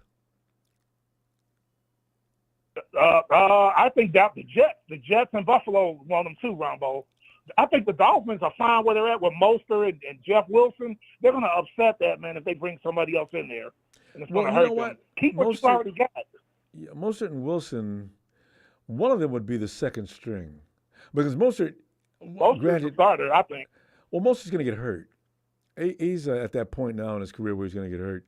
So, you know, you're probably right, though. They probably just as soon stay with that and let Tua do what he does with Tyreek Hill and Waddle. It's going to be interesting to see what they do with that. But, man, these people having to shop around. He's going to be pissed off when Kansas City makes that move, Ronbo. I got a funny feeling. Kansas City sneaky. Because remember, they spent all those draft picks on defense. I know, right? And because they don't need any offense. Well, they do, but you know what? They, for some reason, no matter what, the Chiefs will make whoever's on the offense look like a star. Nicole Hardman. Hey, you know what's so funny about? Isn't Nicole he's with Rodgers now, isn't he? Who's that? Nicole Hardman. Where'd Nicole go? Yes. Yeah, he's with Rodgers now. See. Yeah. I tell you, Tony, think about a team that you can't wait to see play any more than you want to see the Jets. Day one of the season, that is going to be one of the biggest watch games of the year. Watch. Because everybody knows. Oh, yeah. Rodgers went over there and handpicked a team, threw people out that had already been on the roster for a while and established. You go, and you go. I'm going to get some of my people in here. Thanks, guys. What? and now, you better win, Aaron. You damn well better win. We traded the 2 second-round picks back-to-back, wide receivers. And then, I remember I said on your last show, I said, well, Ronbo, you know, they traded they went on and traded Denzel Mims like they wanted. Yeah. And, you know, remember they moved Corey Davis down on the depth chart, but they moved him back up because Aaron likes him. So they kept him because Aaron likes him. Yeah, yeah. Otherwise, you can't stay. If I'm a receiver on the Jets, I want to stay in New York. I don't talk to the ownership. I call Aaron. Aaron, hi, hey, how you doing, man? Yeah, who's this? You probably know. My name is Mims. You see it on the back of my yeah. Oh, hey, what's up? You're on the team, aren't you? Yeah, Aaron, I'd like to continue to be on the team if that's okay with you. You know? I mean, God, man. Anything Aaron says goes. But like you said, Ronbo, things go. Because the NFL, you know how the NFL is, Ronbo, up and down. God. If the Jets lose like 2 in a row, they're going to be looking for Aaron Rodgers. Sorry, especially the team shouldn't have been beating them. And can you imagine the New York media? Oh, piranha. You said they'll be waiting for him at his house. Oh, God, yes. And like those TV shows where you see the reporters sitting in the house as you walk in. Hi, Aaron. We've been waiting for you. Oh, my goodness. How'd you get in here? Aaron, that's not important. What we want to know is this. You came here with all kind of expectations. You came in and handpicked the team and got rid of a lot of good blue chip players that are up and coming youngsters. Now you explain to us in your words, or we're gonna explain how we feel about this, so you know how that's gonna work out. The New York media is sick. They write their own narratives. If they sign Dalvin Cook, they're gonna be under even more pressure, Ronbo, because they're doing just like the Rams, like you said. So they might be getting ready to get Dalvin Cook. Hey, that's right. Because they're going to remember Aaron Rodgers he signed a extension, 2 years, $75 million. He took like a $20 million pay cut. So it might help them get Dalvin Cook. Man, they're going to be under a lot of pressure. They get Dalvin Cook. That's even more pressure. That's like you're saying. That's like trying to buy a team like the Rams, and if they fail, oh, did you f up? If they succeed, okay, but the next year, get ready to go right like the Rams, right into the toilet, and everybody in the leagues will be flushing them every game. You know. So you hear that our backup defensive tackle again retired, Eddie Goldman, and we cut him again. Yeah, he retired. We released him. He's got some personal issues. So what we did is we went out and signed the Giants last year's starting nose tackle, Justin Ellis. Big guy, been in the league 9 years, played with Baltimore and the Giants. They called his nickname, Ronbo, is Justin Big Jelly Ellis. Self-explanatory, huh? That'd be really. Why? You know what? If you can come up with a name, it should at least be cool. Yeah. 6'3", 350. Oh, how does that look? Yep. He Well, must he look played next to Dexter Lawrence and Leonard Williams, both Pro Bowlers last year in New York for the Giants. But we got a young guy I told you about named Timmy Horn, who was an undrafted free agent last year out of college, out of Kansas State. I like that kid, Rambo. He played a little last year, and he's learning from the veterans this year. I think he should be the number 2 nose tackle behind Anyamano. But we're in good shape. Hey, remember the big Polynesian that came out of the draft recently? The Browns drafted him? Yeah, from Baylor. Yeah. What's his name? The 3rd round. I wanted him too. I will let you know in a second. Yeah, I thought he should have went high. I thought he was a 2nd round grade. Yeah, I wanted him on the 49ers. Oh, man, this dude, he was good. He's huge. Like 3, let's see. Oh, yeah. Cleveland. Let me see. His name is. What's his name? What's that kid's name? Here he is.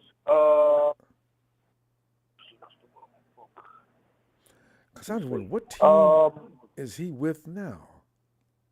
Yep, a lot of teams passed on him. A lot of teams wanted him too. Let me see how I pronounce this. Ika, I-K-A, his last name. Baylor, 6'4", 358. Wait, what year did he get drafted? This year, 3rd round. No, okay, you're talking about something this year. This kid I'm talking about played with the Browns drafted him. It must be at least 4 or 5 seasons ago. He was up. Out of Washington, I think. I don't know what happened to him. Yeah, I gotta go search that kid and see where he is now. Yeah. Because man, I was waiting for him to come out.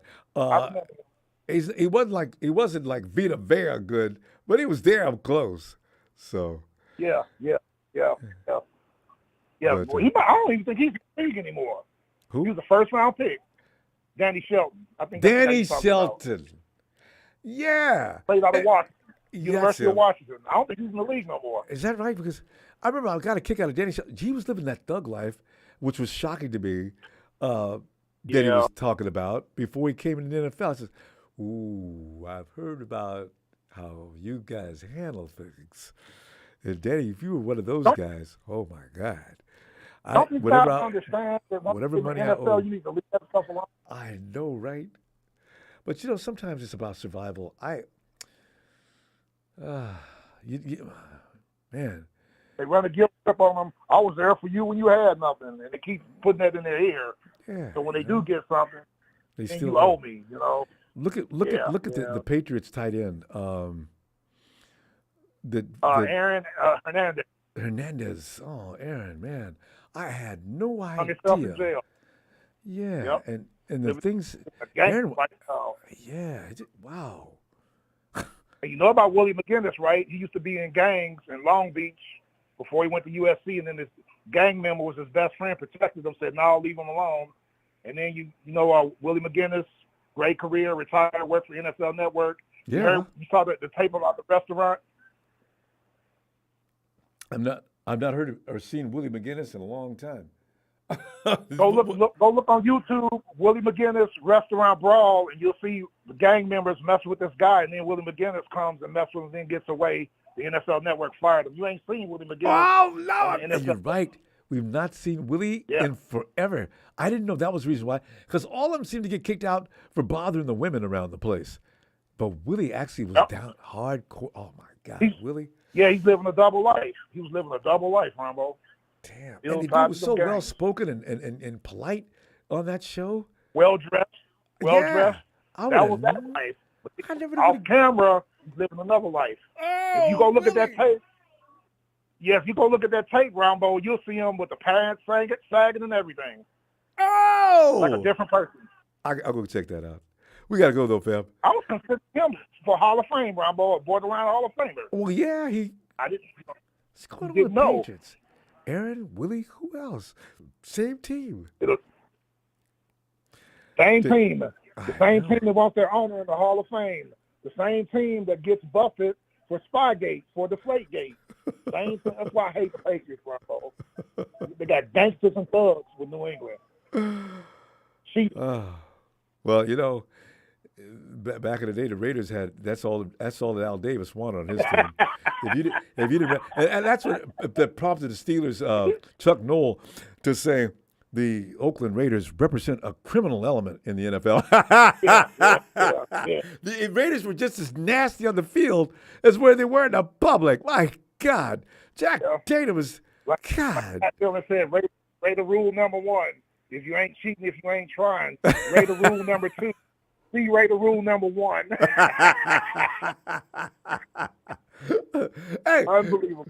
We gotta go. So Tony, I'll be back Tuesday. Yes, sir, and we'll talk about Seattle because they were hyping Seattle today at training camp too. But you know, Ronbo, already their second round running back, they got 1,000 yards, Walker and Charbonnet, they already hurt What? in training camp. Oh no. Yep, their starting running back got 1,000 yards. The rookie last year and their rookie this year, just tweaks, hamstring, and. But Pete Carroll, you talk about Kyle. Pete Carroll's running backs get seriously hurt every year, without fail. Too. Yeah, remember Rashard Penny? Yeah, he's with another He's team now now, with right? Philadelphia. Yeah, that's right. Philadelphia. And Shady was bragging about that. They got blah blah blah. They got Rashard Penny now. Shady, shut up. What are you talking about? Look at all you're looking at is some of the pluses you think. You're not looking at the Eagles as a big picture. Oh, God, he's weird. Anyway, like I said, they'll go 11-6 and lose their first game. They'll win the division because that division gonna be weak. Dallas ain't gonna be in it. So. But Ronbo, I'll talk to you. I know you gotta go. Yeah. I want to talk more about the overrated Seahawks because they're still hyping them. But we'll see.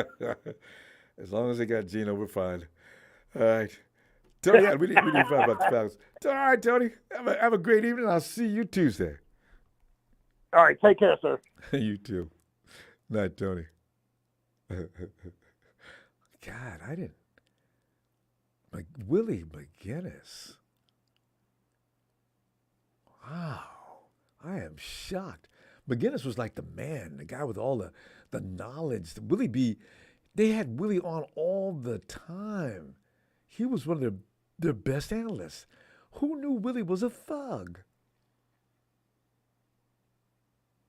You know, though, Lawrence Taylor was a straight-up criminal. I just know it. But you know, back in that time, there wasn't, social media things weren't pumping up and catching people because, there's no phones to tape things. But, you could see Lawrence on the sideline. Next play, he'd come out looking like somebody possessed. Well, that's because he was. And everybody was watching knew, too. I said, man, if you take Lawrence's toot away from him, I wonder if he can still play like that. And nobody says anything. So Lawrence Taylor, you may be in the Hall of Fame, but I do wonder what you'd have been like if you wasn't tooting. Ray Lewis, that's another criminal. And he still got out of that charge. Anyway, it is what it is. Damn, hey, thanks for the contributions, fam. And also, we're going to go ahead and leave now. And please, subscribe before you take off. I need you to know when we're looking for you every show. And hit like. Fam, I'll see you Tuesday. Ooh la la, Niners!